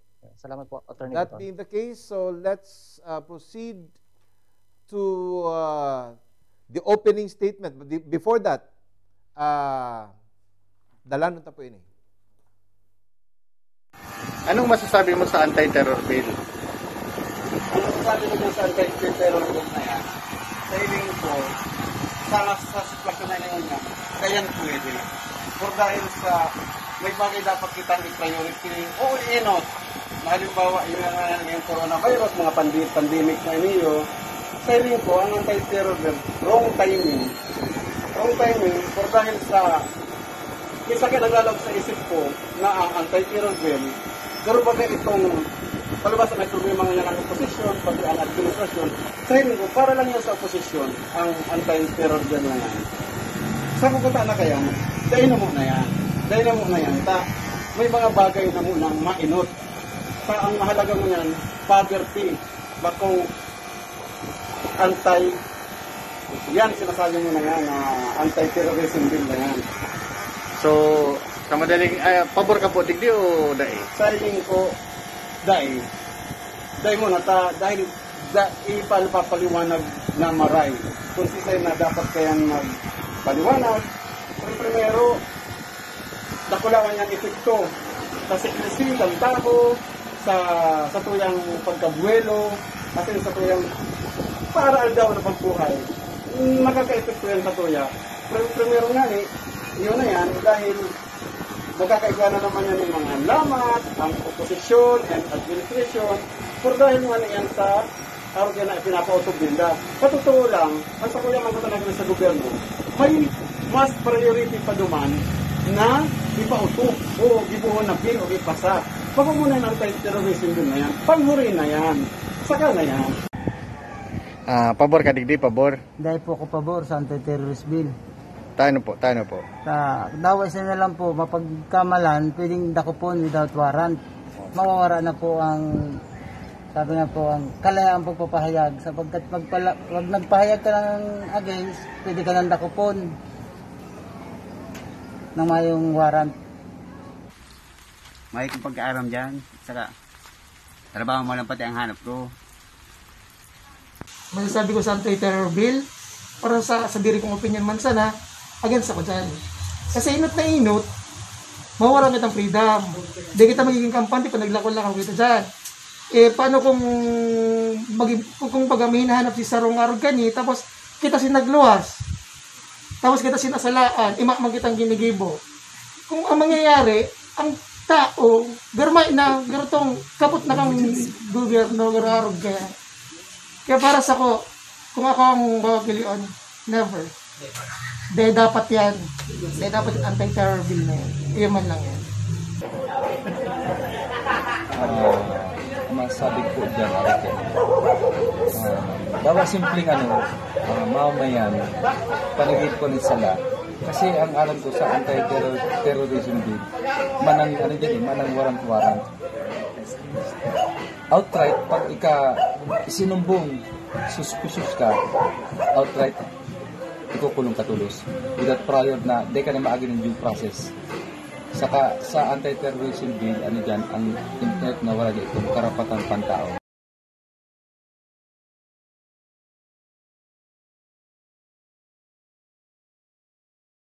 Diyos mabalos sa mga minasunod, JMCYK Travel and Tours and JMCYK Bookkeeping Services of Joel and Masing Brioso. Confidence in Motion Subaru. Home baked by Farah. Home of authentic Japanese cheesecake. Northern Quest Canadian Immigration Services of Bicolan Canadian Immigration Consultant Attorney Earl Francis Orio Dacara. Diyos mabalos sa mga minasunod. Welcome po kita sa programang Hapot Mo, Simbag Ko. Pigpigyablak ko si. Ikaw pong kahaputan, manungod po digdi sa anti-terror bill. This is addressed, of course, to Attorney Adan Botor. Later on, magkakaigwa na po kitang presentation, opening statement of by Attorney Ricky Tumotorgo. Ini pong hapot na ini, hali po ki Father J. Jacinto. Is there, Panyero, is there a provision in the anti-terror bill safeguarding the human rights of individuals or any abuses in the implementation of the anti-terror bill? Yes po. Anti-terror law, if it becomes a law. Yes po, plenty. I would like to invite the good interpellator, the one asking question, to please peruse or read House Bill number 6875. Ano po? Marami po rito. One of which is that in order to prevent any abuses, the police officer or the military agent will pay a premium, which is a penalty of imprisonment for 10 years. Mayroon pa pong tinatawag na removal from the service. Mayroon pa pong disqualification from being reemployed in any government entity. Pagkatapos po, if the act constitutes a violation of other laws like the revised penal code or other special laws, he can still be prosecuted. Because po ang nakalagay po rito sa bill na ito, terror bill, this is without prejudice. If you violate the terror bill, that will not be, that is without prejudice for a violator being prosecuted by other laws if his acts fall under the essential elements of the law violated. Yan po ang kuwan. And I just would like to invite you po to just read these sections. Nasa internet na po yung kuwan na ito. Yung tinatawag nating bill na to. Mabalos po, Panyero at Attorney Adan Botor. And of course, one of the viewing public. Actually, he is one of the live audiences here. Si Father J. Jacinto. Salamat po, Father, sa imong kahaputan. Ngunyan po, padagos po kita. Kasubago po, nadangog ta an affirmative kung ano po ang katuyuhan.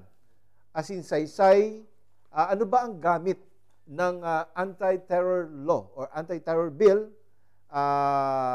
sa sambayan ng Pilipino? Ito ba ay makabubuti? Sabi po ni Attorney Adan Marcelo Botor, ito po daw po ay makabubuti sa katahimikan at sa kapakanan ng Pilipinas at ng mga Pilipino. Ngayon naman, pakinggan natin ang opening statement ng negative sa pamamaraan po ng ating isa pang bisita, si Attorney Ricky Tumotorgo. Magandang umaga, Attorney Ricky. You have the floor. Magandang umaga po, Mayor, kay Panyerong Adan Butor, sa lahat po ng mga nanonood. Panyero, abogado Juan na lang. Bago ako Mayor. Kay Abogado Juan, magandang umaga at sa lahat ng mga nanonood. Ito pong proposed anti-terrorism law, ito po ay, ang sinasabi sa layunin nito ay para sugpuin, ipunish o parusahan at i-prevent o pigilan ang terorismo sa ating bansa. Malinaw na sinasabi rin sa titulo ng batas na ito ay para palitan yung dating Human Security Act of 2007. Una po ilinaw natin, hindi naman tayo against na sugpuin ang terorismo. Sino ba naman ang ayaw na sugpuin ang terorismo? Dahil saan mang sibilisadong bansa, saan mang panig ng mundo, sino man nagmamahal ng demokrasya, sino namang nagmamahal ng peace and order, ng kaayusan, ng matiwasang pamumuhay, ay ayaw sa terorismo. Kaya yung mga sinabi kanina ni Panyerong Dan Butor, yung mga cases ng mga terroristic acts, tayo ay nakikiisa na dapat talaga itong sugpuin. Kaya lamang, ang pagsugpo ng terorismo ay dapat hindi umabot sa punto na yung hindi naman mga terorista ay mahagip nito. Dito po tayo nababahala. At kung titingnan natin itong proposed anti-terrorism law, yung mga provisions nito, marami tayong nakikita dito ng mga provisions na kapag inisa-isa natin, mamaya papalawigin ko to, kapag hinimay-himay natin, makikita natin na hindi na lang mga terorista ang hahagipin nito. Ito pong nangyayari ngayon sa buong mundo. Ang terrorism kasi, lahat naman sabi ko nga ayaw niyan. Lalo na kasi nung nagkaroon tayo ng terrorist bombings, yung pinasabog yung World Trade Center noong September 11, 2001. Talagang napakatindi, napakalagim ng ginawa. Hindi yun ma-justify kahit ano pa mang sabihin ng mga may kagagawa nito. Yung mga pambomba ng mga trains at ng iba pang mga pasilidad sa Europe, sa Australia at sa marami pang bansa. Talagang malagim talaga ang krimen na terorismo. Nakikiisa tayo dyan. Pero, nung bandang huli kasi, ang terrorism ay ginamit na rin ng maraming mga bansa. Hindi na lang ang tinarget nito mga terorista talaga. Halimbawa itong nangyayari ngayon sa Hong Kong. Ang Hong Kong ngayon mayroon ang China ng pinasang batas, National Security Law. Sa National Security Law ngayon ng China, na ipapatupad sa Hong Kong, itong mga pro-democracy protesters are considered na as terrorists. Doon tayo nababahala. Kasi habang tumatagal, ang definition ng terrorism ay hindi na nalilimit sa totoong mga terorista, kundi sinasaklaw na nito. Lumawak na ang definition ng terrorism. At kung titingnan natin itong proposed anti-terrorism law na pinalusot ng Kongreso, parehong-pareho ito ng National Security Law ng Hong Kong na gustong ipasunod ng China. At doon tayo nangangamba. Ilinaw ko po, laban tayo sa terrorism, pero kung ang mahahagip nito ay itong mga hindi naman talaga terorista, hindi po itong ating sinasabi ay hindi walang batayan. Ang halimbawa po nito, mayroon na tayo sa Revised Penal Code inciting to sedition. Yung palang sabi nga ng aking kapanyero, Adan Butor, ang inciting to sedition, mas mababa naman ito kaysa sa terrorism. Pero, dahil sa problema na mga nangyayari ngayon, yung kapabayaan ng Duterte government tungkol po dito sa COVID, maraming nahihirapan na. May mga nag-i-express niya ng kanilang yung kanilang disgust. Kumbaga, halimbawa niyan, may isang teacher, nag-post siya. May isang teacher nag-post. Ang sabi niya, ano ba naman tong nangyayaring ito? Kailangan na natin itong...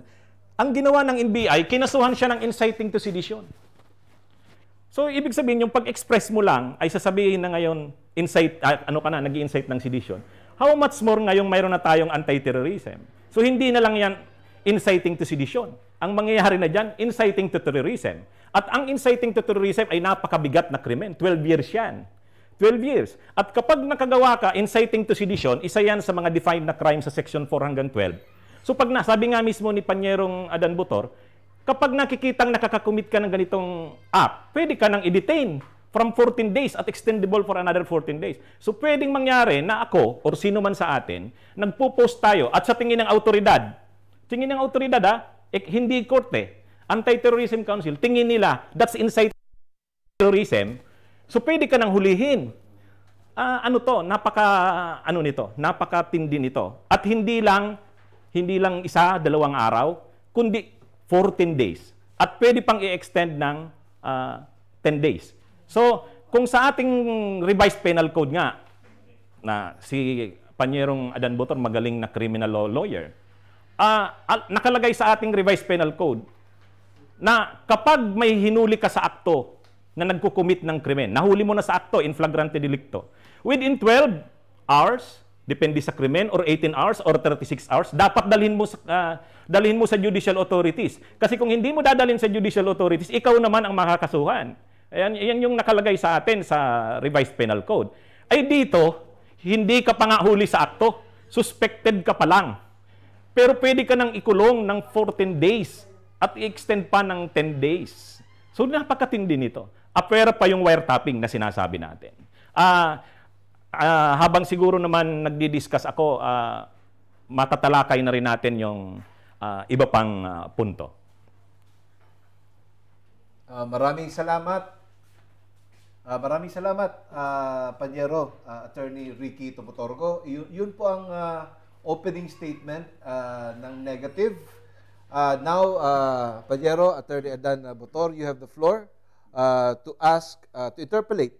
You have 3 questions which will be answered one at a time by Attorney Ricky Tumutorgo.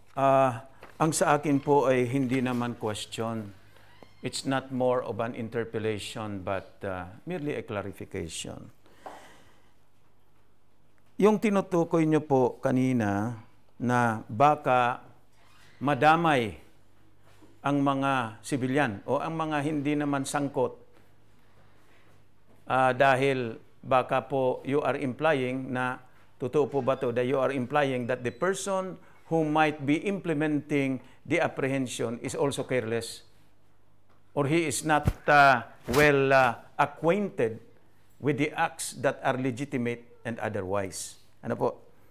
Posible po yung mangyari na yung hindi naman talaga terrorist ay ma-apprehend ng as terrorist by the apprehending officer because according to the apprehending officer, terroristic act anya yan. Okay. Another point na gusto ko lang pong i-clarify is this. Hindi po totoo na by mere suspicion, pwede ho kayong arestuhin. Hindi. Kasi ang legal definition po ng suspicion is based on the commission of overt acts that are included in the definition of acts of terrorism under Section 4 and until Section 12. Ano po? Although that is also possible na siyempre yung mga hindi naman po lahat ng apprehending officer natin nagbabasa eh. Ang ibig sabihin kahit na po nagbabasa, hindi naman po lahat nakakaintindi. Kaya nga according to the law, ang ATC ay binibigyan po ng mandate na gumawa ng IRR. Ano? So, yan po, your observation, I think, is possible, but these are mere apprehensions.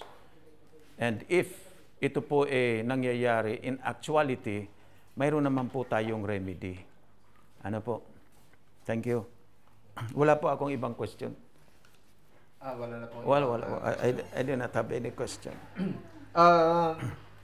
Isa lang po. For Attorney Ricky Tumutorgo, ano po ba talaga ang tinatakot ngayon ng taong bayan tungkol po dito sa anti-terrorism bill na malamang maging batas next week. Ano po? So ano po talaga ang mga tinatakot ng taong bayan? Una, natatakot tayo kasi totoo naman na ang terorismo ay, ang banta ng terorismo ay kaaway ng mga sibilisado at demokratikong bansa at mamamayan sa mundo. Pero, base sa pagbasa natin nitong proposed anti-terrorism law, hindi na lang totoong mga terorista ang mahahagip dito.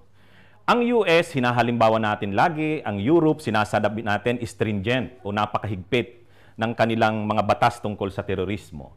Pero kung titingnan din natin, doon kasi, talaga namang napakatindi ng banta ng terorismo, yung ginawa sa World Trade Center, yung mga pagpapasabog. At kung mayroon mang hinahagip ng kanilang batas sa terorismo, yun talagang mga halos totoong terorista.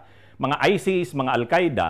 Kaya, kumbaga, ito kasi mga advanced na mga democracies, stable democracies, na kumbaga yung garantiya nung maprotektahan yung mamamayan, yung hindi mahagip, yung mga hindi dapat mahagip, ay napakalakas din.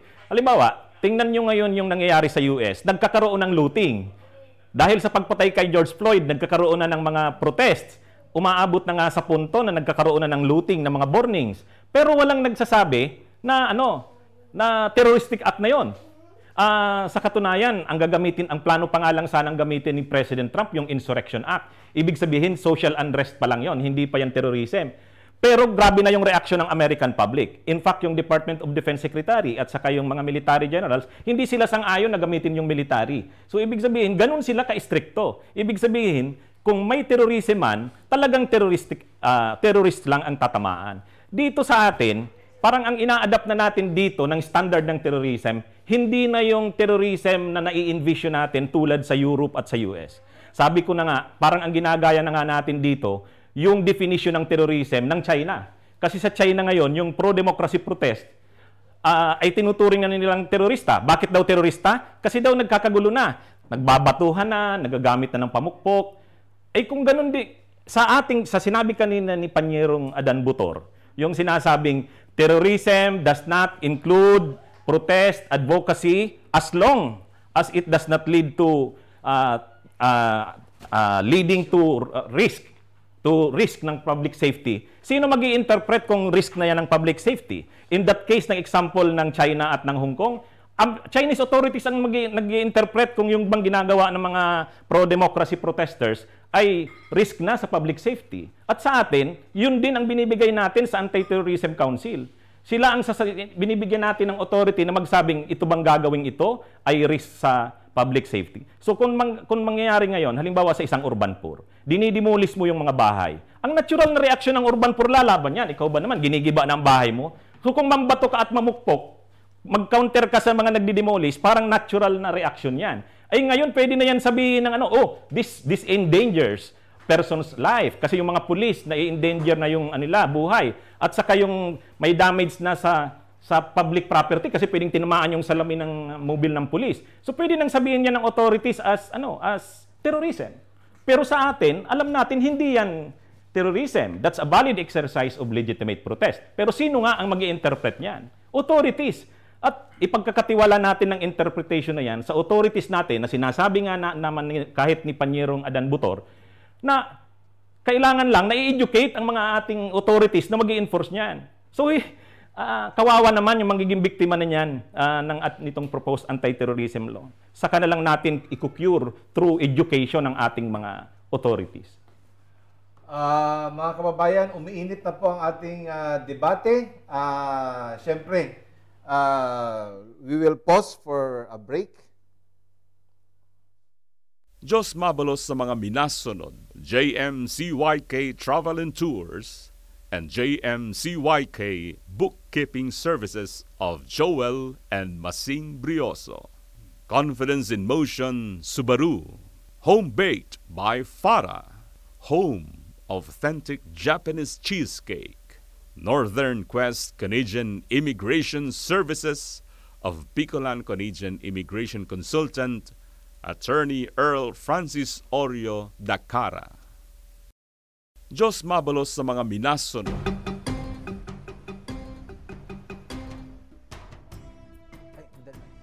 Balita po kita sa programang Hapot Mo, Simbag Ko, Weekly Online Community Forum. Asin ngunya na Sabado, maswerte po kita na yaon po si Attorney Dan Botor, asin po si Attorney Ricky Tumotorgo para po tawaning linaw ang anti-terror bill or anti-terrorism bill na may posibilidad na maging law o maging batas sa maabot pong simana. Asin nadawag ta po ang siindang opening statements sa affirmative, nagkaigwa na pong interpellation. Ngunyan po, nagkaigwa naman interpellation after the opening statement of the affirmative represented by Attorney Ricky Tumotorgo. And now, let's go to the Zoom. Yaon po sa linya, Mr. John Avi Kadunong Mesa, sa pong visual artist. Maray na aga sa imo, Avi? Maray na aga man po sa Indo, mga attorney asin kay Homar Murillo, asin sa ito yung mga paradalan. Para po sa kuya, ining anti-terror bill, medyo personal po, na-witness ko mismo first hand kung ano ang damage na kayang gibuon kan terorismo sa tuyang mga komunidad. Ako po, uminiba sa sarong media entity na mag-cover duman sa Marawi sa ito pong habang may giyera duman.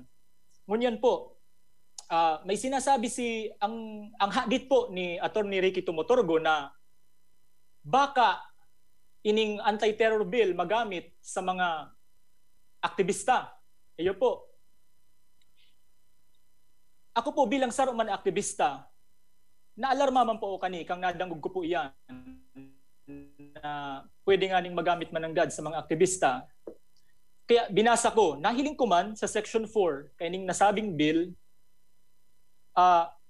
ayon sa bill, ang saro sa mga safeguards kay ni, okay, sabi ka ni, provided that terrorism as defined in this section shall not include advocacy, protest, dissent, stoppage of work, industrial or mass action, and other similar exercises of civil and political rights, which are not intended to cause death or serious physical harm to a person, to endanger a person's life, or to create a serious risk to public safety. Malinaw po digdin nakasabi na ang mga aktibidad po na pagprotesta, dahil man po siya kabali, pwede mo pong i-elaborate kung ang sa imo pong paghadit na ini. The question is directed to Attorney Ricky Tumotorgo. You have the floor, Panyero. Ang pigmention po ni Sir na ni Sir Avi Mesa, Section 4 ang pig-quote niya. Ang pigsabi po diyan sa Section 4 kaining proposed anti-terrorism law na ang terrorism, sa definition kang terrorism, daidigdi kaiba ang ito nga ng pigsabi man ini ni Panyerong Adan Botor. Daidigdi kaiba ang mga protests, dissent, advocacy, or other exercise of civil and political rights. Iyo man po ng pigsabi ni Speaker Cayetano, dahil nga wag kayong mangamba kasi hindi naman kasama, nakalagay mismo sa Section 4. Pero ang kino-quote lang nila yung sinasabi na ang kino-quote lang nila na definition na hanggang lang doon sa pag-mention ng civil and political rights. Ang sinasabi dito, terrorism as defined in this section shall not include advocacy, protest, dissent, stoppage of work, industrial or mass action, and other similar exercises of civil and political rights. Pero, kama po yun, hindi doon nagtatapos. Mayroon siyang proviso na karugtong. Ano ang karugtong po nun?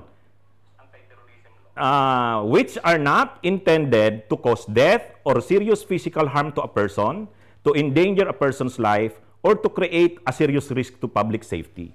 So, ang ibig pong sabihin natin dito, hindi naman sinabi lang doon na hindi dito kasama sa terroristic acts na pinidefine yung mga dissent or protesta or advocacy.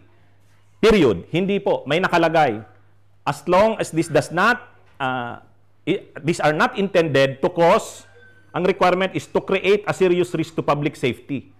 So kapag sa interpretation ng authorities, magkukos itong act na to ng itong protest na to ay magkukos ng serious risk to public safety, terrorism na din 'yan. So kaya ang problema po, sinong magdi-define nga? Inalimbawa ko na sa Hong Kong, yung mga protest ng pro-democracy protesters, tayo na nanonood ng nangyayari sa Hong Kong, alam nating hindi 'yon terroristic act.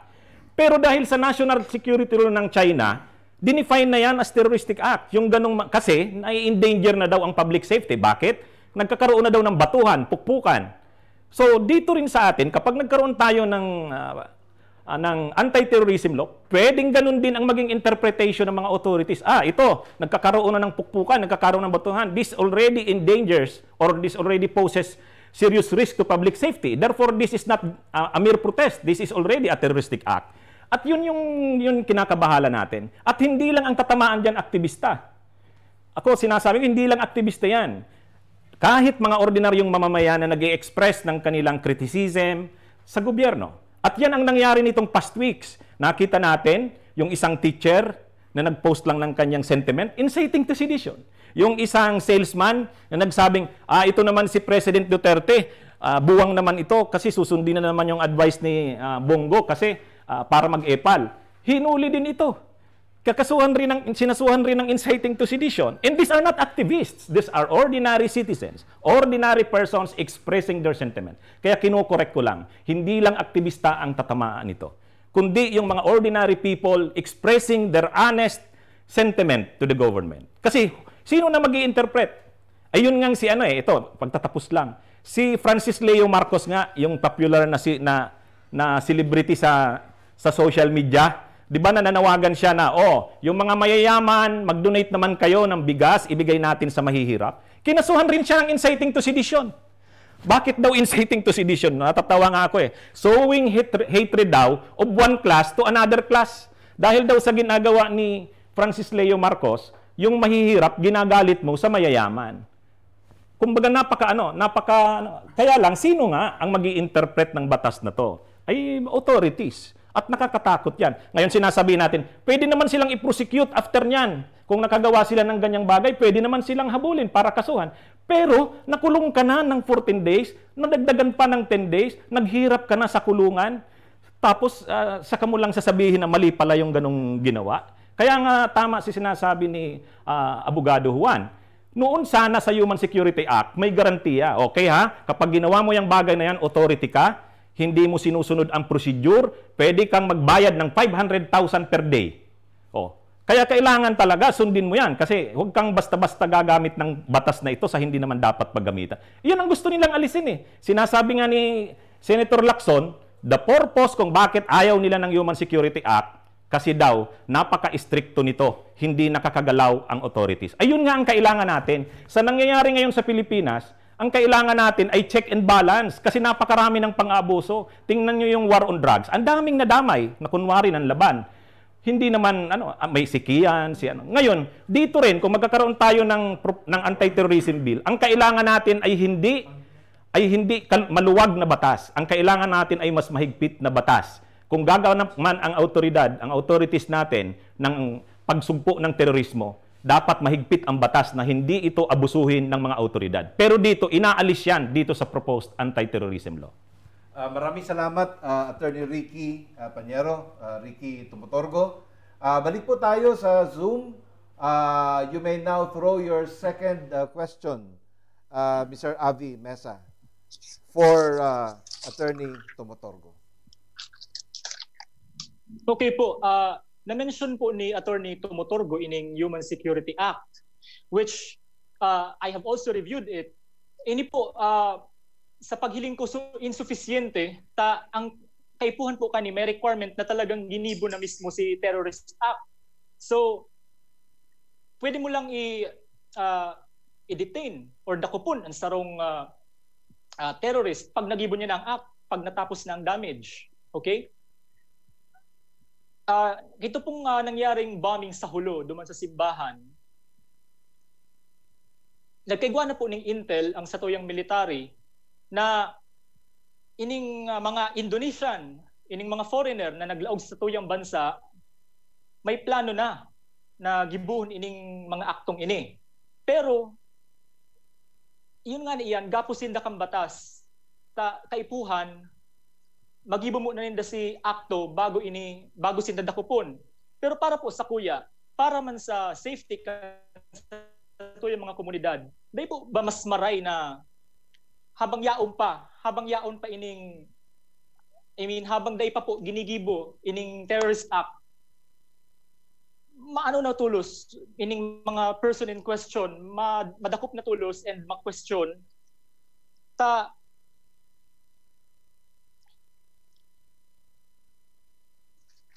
and within 14 days, iyo po yan. Ang sabi po, 14 days, arog po sa tuya, actually, medyo lenient pa po yan kumpara sa mga ibang bansa sa Southeast Asia, arog kang Indonesia, mas halawig po ang sa indang detainment sa mga suspected terrorists. 21 days, pwede pong ma-extend. Okay. Sa Singapore, mas halawig man, 720 days and it is indefinite. And sa Malaysia, 59 days, extendable. Okay? So kung hilingon ta po ining sa tuyang provision sa batas na 14-day detention na extendable for 10 days, medyo hababa ini. Paano mo po nasabi na ini masyado na siyang marahas? Mesa, you have the floor, Attorney Ricky Tumutorgo, to answer that particular question.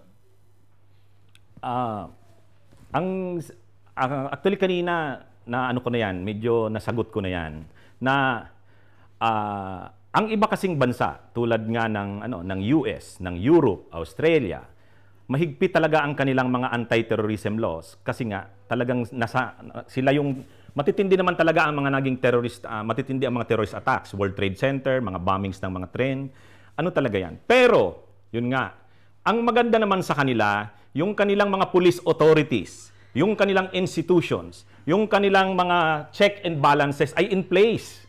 Sinabi ko na, inalimbawa ko na, ang Amerika ngayon, kung tayo lang nanonood, alam nating nagkakagulo na, matindi na, may panununog na, may looting, pero hindi nila yan dineclare as terroristic acts.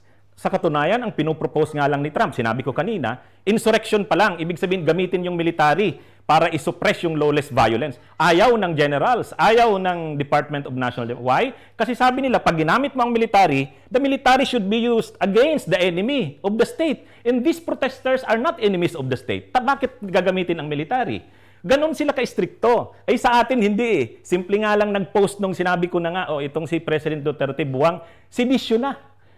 At dito ngayon, siguro pag nagbiro ka, Mr. Misa, at ganyan yung features mo, pwede magbiro ka sa Facebook, sasabihin mong, dapat kasi nitong Malacanang na itong Kongreso, wala nang ginagawa. Tingnan nyo ngayon, tingnan nyo ang nangyari. Namatay yung Bicolana nating Kalabanga, walang masakyan, namatay. Ito naman itong governor natin, walang ginagawa. Siguro itong Kapitolyo, pasabugin na natin. Pwede ka nang kasuhan niya ng inciting to terrorism. Hindi na yan sedisyon. Bakit hindi sedisyon? Kasi hindi na lang, sabi mo, pasabog eh. Ang pasabog, this will cause great damage to public safety. So, very risky. Actually, nakikita ko nga, hindi NPA ang dapat matakot dito eh. Kasi ang NPA nasa bundok yan eh.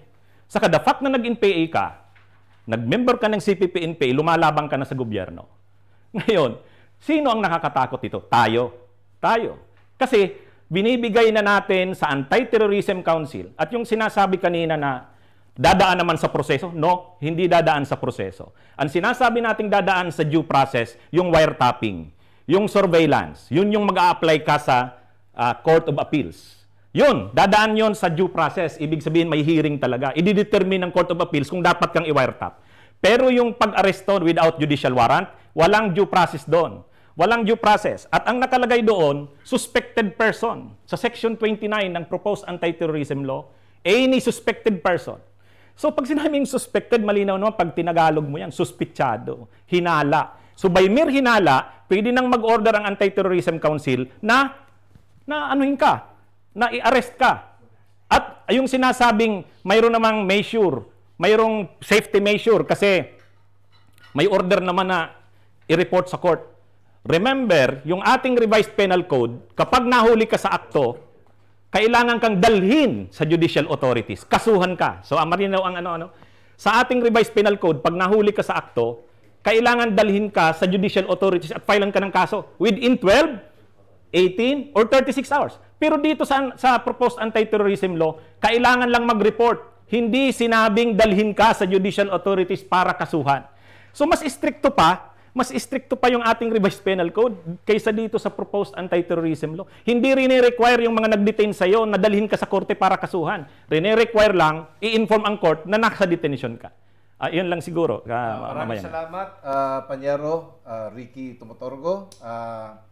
Balik tayo sa Zoom kay Mr. Avi Mesa. You have the opportunity to ask, interpolate the third and last question unless you have a follow-up question. You have the floor. Okay po. Mr. Mesa. Okay, Tabi. Attorney Ricky Tumotorgo, interesting. Since na-mention mo ang CPP-NPA, para po sa mo, ano po ang CPP-NPA? Terorista po, sinda o bako? May hapot si Mr. Avi Mesa regarding the CPP-NPA.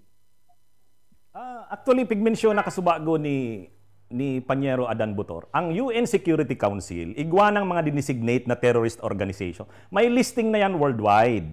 Ang CPP-NPA-NDF, among na yan sa designated as terrorist organization.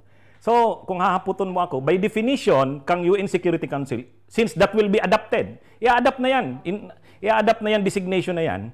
So, terrorists, hindi, by designation, miski pa man sa Human Security Act, designated na yan as terrorist organizations. Kaya lang, ano yung mas nakakatakot dito sa ating proposed anti-terrorism law?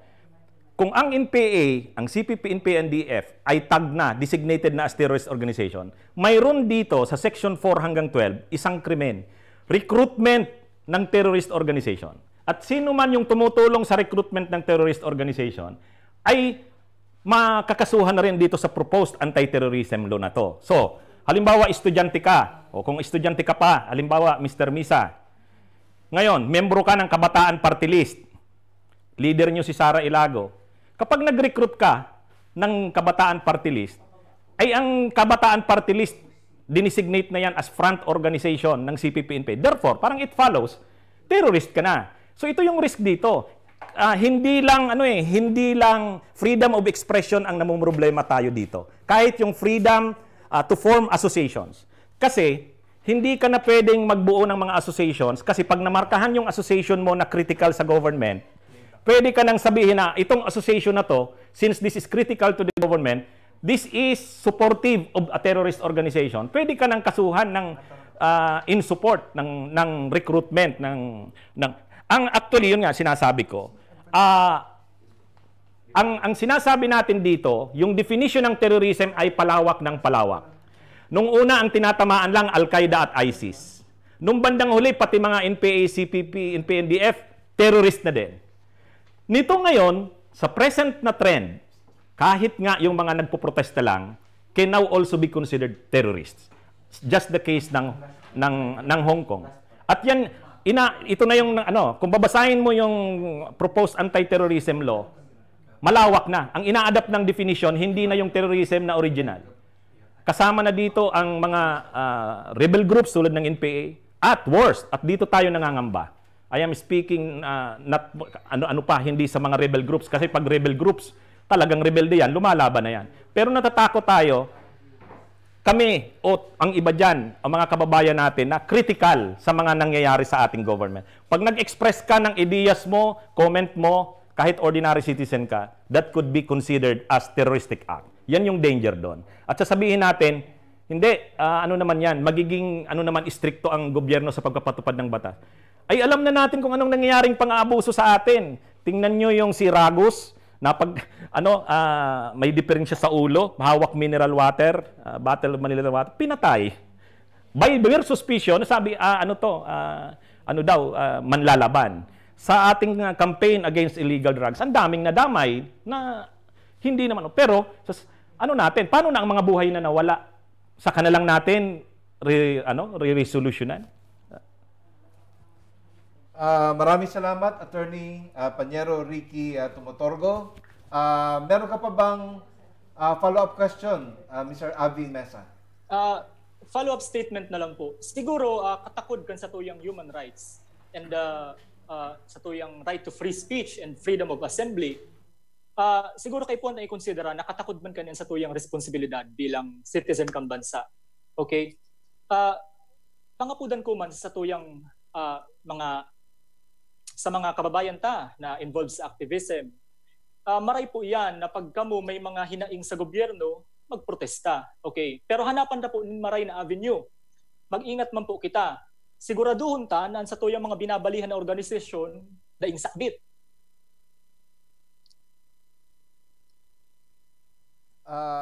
Salamat, Iyon na po yan. Mr. Avi Mesa. So, thank you very much.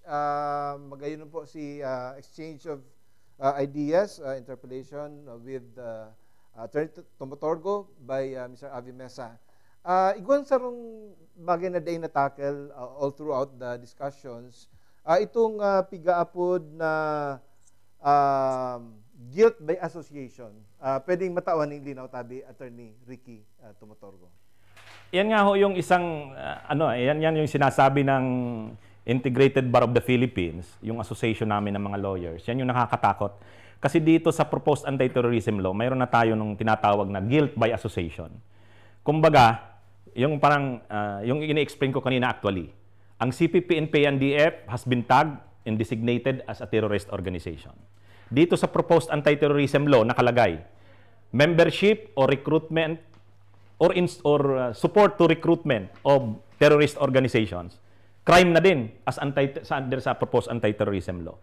Ay maraming beses nang nagsabi ang government na yung mga party list na yan, na Bayan Muna, yung Kabataan Party List, ay front ng CPP-NPA. At ito daw ay nagiging paraan para makarecruit itong ng mga kabataan at ng mga estudyante para sa CPP-NPA. So with that, parang sinabi mo na ang NPA, ang CPP ay terrorist, itong Kabataan Party List ay tumutulong dito sa pag-recruit. Therefore, as an association, ito ay terrorist na din. So parang without the benefit of a trial, hindi ka binigyan ng due process na magdepensa ng sarili mo. Sinabi na lang na front organization ito, therefore terrorist organization ito in support dito sa designated terrorist organization. Parang lahat ng members naging guilty na by association. Yun yung danger dito. Yun yung danger. Kaya may effect ito hindi na lang sa freedom of expression, kundi sa freedom of association. Kasi marami nang matatakot mag-form ng association. Marami na rin matatakot mag-member sa Kabataan Party List. Baka yung mga kabataan na nagugustuhan yung mga ginagawa ng... Kasi ito nga ang nakakalungkot eh. Inalis natin yung anti-subversion law. Inalis na yan. Kasi nung panahon, kapag nag-member ka sa isang anti-government organization, pwede ka nang markahan as communist. Therefore, kakasuhan ka ng subversion. Inalis yung anti-subversion law. Kasi ang sabi dito, i-encourage natin yung mga lumalaban sa gobyerno na wag nang gumamit ng armas. Mag-participate na kayo sa parliamentary process. Parang katulad niyan, yung mga Kabataan Party List, Bayan Muna, sumasali na sa eleksyon. Ano ka ba naman kung magsasalita sila doon ng hindi natin nagugustuhan? Ang importante, binibigyan natin sila ng karapatan na maghayag ng kanilang saloobin sa Kongreso. Ano ba naman kung kapag nagbubutuhan, lagi silang no?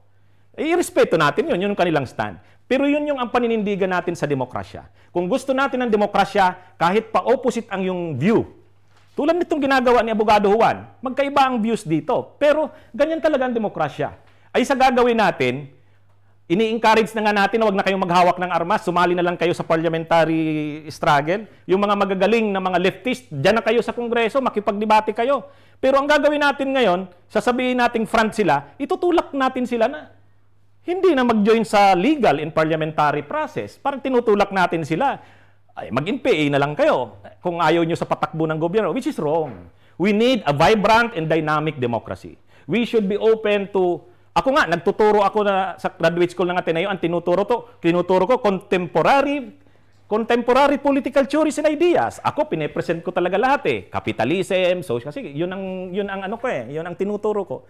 Ay, Baka naman pagdating ng panahon, dahil lang ako, dinidiscuss ko ang iba't ibang idea, sabihin na rin na nag-i-espouse ako nitong idea na to, baka mamarkahan na rin ako as terrorist. Hindi natin alam. Yun yung kinakatakot natin. Maraming salamat, Attorney Ricky, Panyero Ricky Tumutorgo. Igwa kitang kaputan hali sa tuyang mga viewers. Di ko lang digdi mahanap. Pwede magpatabang kung nasa inyan hapot na yan. Okay. Sa indigdi.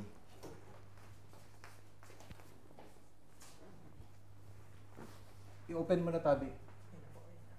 Okay. Ikaw po digding kahaputan from the public, from the viewing public, question intended for Attorney Tumutorgo. In your opening statement, you stated that the policy of the law is beneficial. However, that it is subject to abuse, which abuse is already present in society even prior to the proposed law. With this said, how will the cancellation of the proposed bill and in the eradication of these abuses, is it possible that the threats are caused by another issue completely separate from the proposed bill? Attorney Tumutorgo.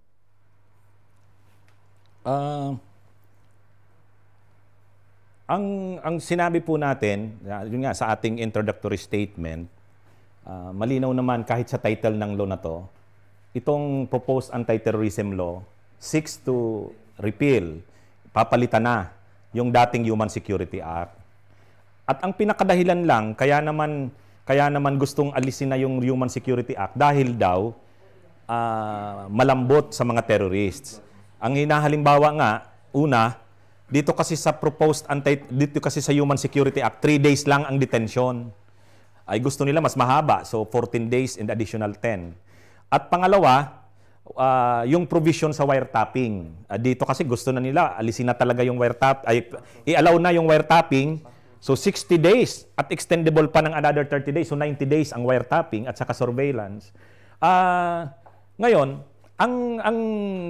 ang gusto nating nilang mangyari dito, lagyan pa ng pangil o ngipin ang batas. Ngayon, tama ba yun? Tayo iba ang pagtingin. Tama na yung nakalagay sa Human Security Act na istrikto talaga. Ikaw, autoridad ka, mag-ingat ka ng basta-basta paghuli ng mga terorista. Kasi baka naman mahagip mo, hindi naman terorista, ang mangyayari, kawawa naman yan. Ngayon, kapag para pigilan ka dyan, dapat handa ka na magbigay ng fine o penalty ka ng 500,000 a day na nag-detain ka ng tao na wrongfully detained. Ano talaga yon? Yun naman, ang batas kasi, kung mahigpit, dapat may corresponding na check. Dapat maintindihan natin sa demokrasi, kung mahigpit, paano mo naman ngayon titingnan yung check dyan? Kaya nga, yung sa Human Security Act, anti-terrorism yan. Ang check niyan para hindi makaabuso ang autoridad, yung sinabi natin na 500,000 ang penalty sa'yo kapag wrongfully dinitain mo ang isang tao. Napakatibay na guarantee yon. Dito sa proposed anti-terrorism law, wala na yon. Ang nakalagay na lang ditong guarantee ay yung safety measure. Sinasabi ni Senator Lacson na mayroon namang mga measures dyan para protektahan ang mga tao. Kapag hinuli ka at kinulong ka ng 14 days, extendable to 10 days, obligasyon nung nag-detain sa'yo na i-report sa authority. So iba, sabi ko na nga, mababaw to. Kasi sa dati, sa revised penal code, pag nahuli ka na nga sa akto, automatic 12 hours to 36 hours, dapat i-present ka sa judicial authorities. Dito hindi, report lang. Iba yung i-report, yung pag-arrest, iba rin yung i-present ka, yung pagkatao mo. Kaya nga ini-inquest ka agad, di ba? Ini-inquest. Ngayon wala na. At sa ating konstitusyon, sa mga extreme cases na nga ng in case of invasion or rebellion when public safety requires it, pwedeng i-suspend ang privilege of the writ of habeas corpus. Pero ang suspension, pwede ka nang arestuhin ng walang warrant. Pero hanggang lang 3 days ang detention mo, konstitusyon na yan. Ganun ka, ano. Kaya, marami talaga tayong pinapangambahan dito sa batas na ito. Maraming salamat, Panyerong Ricky Tumutorgo. Hindi na po natin patatagalin. Wala na po tayong masyadong maraming oras. We will proceed immediately to the closing statement of the affirmative represented by Attorney Adan Botor. Salamat po. Narinig ko po at hinimay ko yung mga sinasabi ng kontra. Pero po, parang kontra naman po rito sa sinasabi ng batas. That is why I would like to invite everybody to read the law. Because yung pong mga pangamba, hindi naman po yan nakalagay rito sa batas. Now, if we are going to make a law inoperative dahil sa pangamba natin, then there is no law that is possible. Ano po? Now, pangalawa, baka anya madamay ang mga ibang tao na hindi naman terorista. Ang iniimbitahan ko naman po, tingnan nyo po muna ang law. Ano po? Dahil iba naman po ang sinasabi ng law saka sa mga opinion natin. That is why our opinion must first follow what the law says. Next, ito pong tinatawag na kasi po in-emphasize kanina yung tinatawag na tagging kung sino ang terorista. Kung titingnan nyo lang po, babasahin natin itong Section 26, Proscription of Terrorist Organization, Designation of Terrorist Organization. Hindi po ito ginagawa ex parte. Ito po ay ginagawa when you file a case or an application with the Court of Appeals. It is the Court of Appeals that determines on the basis of the evidence kung sino talaga ang terrorist dito sa Pilipinas or what. And of course, the list made by the UN Security Council. Finally, ito pong tinatawag nating Section 29, yung sinasabi po na detention daw. Tingnan nyo naman po. Nakasabi rito, dapat yung magdi-detain na operative must be authorized by the ATC in writing. Meaning, before a detention is made, there is an authority coming from the ATC in writing because there is already a finding of facts initially na ito talagang mga i-detain na to are committing acts of terrorism. Ngayon po, hindi po totoo na magsasabi ka na by mere suspicion. Hindi. Because suspicion, iba naman po yung pagkaintindi natin ng suspicion sa labas ng lay, saka yung suspicion na sinasabi rito sa lay. That is why we could be, masabi ka, ay mas naintindihan, suspicion, makita lang niya yung mukha mo, pangit ka, terorista ka na. That is not suspicion. Ang suspicion, ang sinasabi rito ng law, a suspicion that is coupled by the finding of probable cause by the ATC, and the ATC authorizes the apprehending officer to apprehend on the basis of the evidence na ang i-apprehend na tao has committed the acts of terrorism. Pagkatapos po itong nagsasabi po na bakit anya 14 days. Tingnan nyo po naman, if you are going to read and understand Section 29, it says, pag hinuli po kayo with the written authority of the ATC, you will inform the court. What is the purpose of informing the court? For the court to determine whether yung paghuli ninyo is valid or not. Why? Because under the Constitution, every person has the right to question the legality of any arrest or any detention. That is the reason why. Pangalawa, you will inform the IBP, the CHR. You will inform the human rights. Why? Because the human rights itself can petition the court questioning the detention. Now, ito pong ang pagkaintindi po dapat natin dito sa 14 days. That is the general rule. But can it be shortened? Yes, upon the intervention of a court or a judge or whoever would file a petition for writ of habeas corpus. Bakit ko po sinasabi yan? Because under the Constitution, a petition for writ of habeas corpus is constitutionally stated there, and it can never be amended by any legislation. So balik po tayo sa sinasabi. Doon anya sa urban poor, mayroong tinatawag na may ejectment. Nag-alburuto yung kwan. Nag-alburuto yung may-ari, tapos namukpok ng martilyo. Question, is that an act of terrorism? No, it is not an act of terrorism. Because that is not included in the enumeration of acts of terrorism. Alam niyo po, we should not extend what the law does not say. Because if we do that, we are doing a lot of disservice to the listening people who would like to understand. Yan po, angko-angko. So, by a final note, the reason why I favor this bill is because of two things. One, this operates as a deterrent against potential terrorists. Two, this conveys a message that the Philippines is not a hub of terrorists and therefore terrorists are not welcome here. Thank you very much. Maraming salamat po, Attorney Adan Botor, for the affirmative closing statement. Let's now proceed to the closing statement of the negative, Attorney Ricky Tumutorgo. Bilang closing statement, pagsasum up lang ng mga points na nasabi ko na, yung sabi nga ni Panyero Adan Botor, kung titingnan yung proposed anti-terrorism law, mayroon daw itong mga safety measures.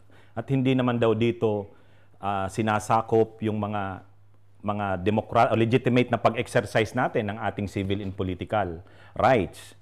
Pero, sinabi na nga natin, sino nga ang mag-i-implement ng batas na to? Anti-Terrorism Council. At ang Anti-Terrorism Council, buti sana kung si Panyerong Adan Botor ang head ng Anti-Terrorism Council. Siguro, magiging maganda yung kanyang, masusunod yung ganyang interpretation. Bigyan ko lang kayo ng background. Sino ba yung magiging member ng Anti-Terrorism Council? The Executive Secretary, the Secretary of National Defense. Sa ngayon, ang Executive Secretary, Medji Aldia. Sa National Defense ngayon, si Lorenzana, who is a retired general.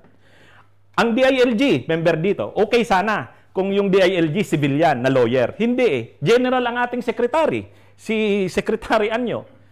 Si Secretary Esperon, member din dito as the National Security Advisor. Diba? So nakita na natin ang Anti-Terrorism Council natin will be composed of retired generals. Singin nyo ba ang mga retired generals na to kapareho ng pag-iisip natin na Panyero Adan Botor? Hindi. At yung mag-i-implement niyan, mga pulis, mga military. Tingin ba natin ang pulis natin at mga military ay trained na wag mag-abuso? I doubt. So kung sinasabi natin na hindi tayo dapat matakot, may basis na matakot ang mga tao kasi nakakatakot talaga. Nakita natin yan sa So wag natin namang sabihin na walang basis ang ating takot. May basis. So kaya tayo nag-i-express ng ganyan. At ito lang ang sinasabi natin.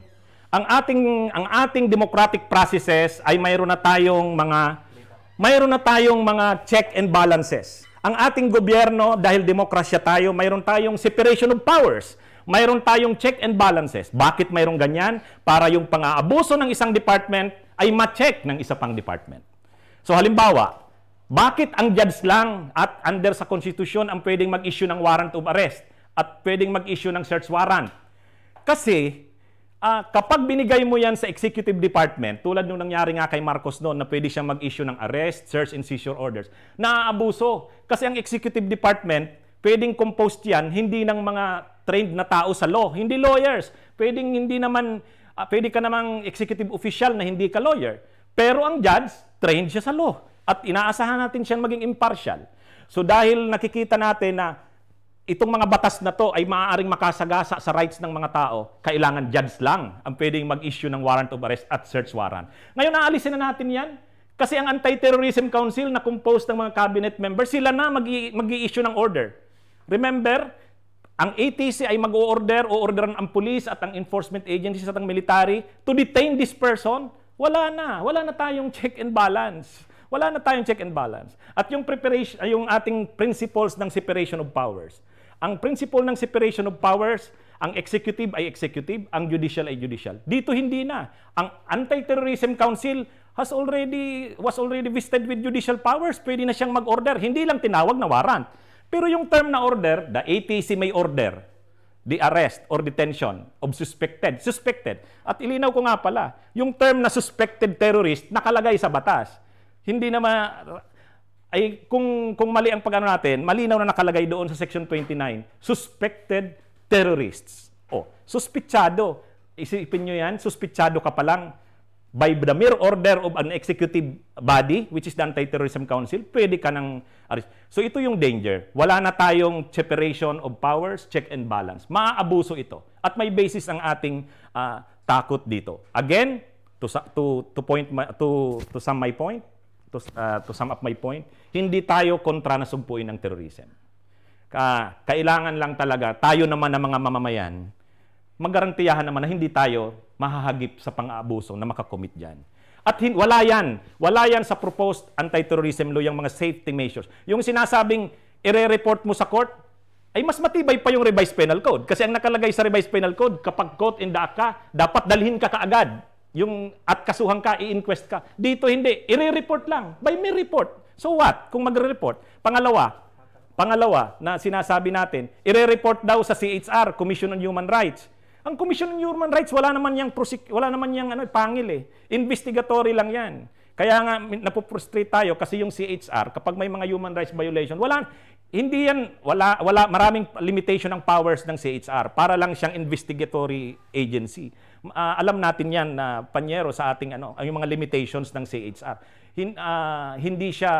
Wala siyang mga powers na binibigay sa iba. Kaya tayo? So with this, kaya tayo naghahayag ng ating worry, pagkapangamba, at nakikita natin sa batas na ito, hindi ito dapat maipasa. Pabor tayo na sugpuin ang terrorism, pero hindi ito, ang batas na to, ang makakasugpo niyan. Maaabuso ito at maaabuso. Kaya po tayo against sa proposed anti-terrorism law. Maraming salamat, Attorney Panyerong Ricky Tumotorgo. Iyan po si closing statement kan negative, kasabago po closing statement kan affirmative. Buot mi pong pasalamatan kan hapot mo simbagko program, weekly online community forum, si Attorney Adan Botor and Attorney Ricky Tumotorgo. Sa gabos po nagdadaralan. Lugod nalinawan po kita kan positibo asin negatibo kan bill na ini, asin mabelta po kita atyan para po sa pagpadagos kan hapot mo simbagko debate manungod po sa anti-terror bill. Pagkatapos lang po kang pakalis kan magkapirang pagpapasalamat. Diyos mabalos sa mga minasunod, JMCYK Travel and Tours and JMCYK Bookkeeping Services of Joel and Masing Brioso. Confidence in Motion Subaru. Home baked by Farah. Home of authentic Japanese cheesecake. Northern Quest Canadian Immigration Services of Bicolan Canadian Immigration Consultant Attorney Earl Francis Orio Dacara. Diyos mabalos sa mga minasunod, JMCYK Travel and Tours and JMCYK Bookkeeping Services of Joel. Belta po kita sa programang Hapot Mo Simbagko Weekly Online Community Forum. Naging mainit ang diskusyon po manungod po sa anti-terrorism bill, and most likely this will become a law. Pasalamatan naman po apera kay Attorney Adan Botor and Attorney Ricky Tumotorgo, sa tuya pong public interpelators, si Mr. Homar Morillo, asin po si Mr. Avi Mesa. Asin sa gabos po nagdaralan, nag-watch party, sa ino pong suporta, salamat na maray. Talagang kamo po nakakataoning ni inspirasyon, bako lang po sa kapwa ta mga Pilipino, kundi mismo sa tuyang sadiri. Sa tuya pong pagtubod kung ano baga ang makakatabang talaga sa tuyang nasyon. Maging pabor ka man o dai, sabi tangani kayan, kitang mga Pilipino sararo. Asin kita po, nasa isip ta, asin nasa gawi ta, kung paano po lalo ta pang papadangaton ang satuyang nasyon. Kasugma po, Independence Day, kita po pigpagirundom giraray na sa tahaw kang kadipisilan, ang lambang saro sa tuya may obligasyon na maging tunay na Pilipino sa isip,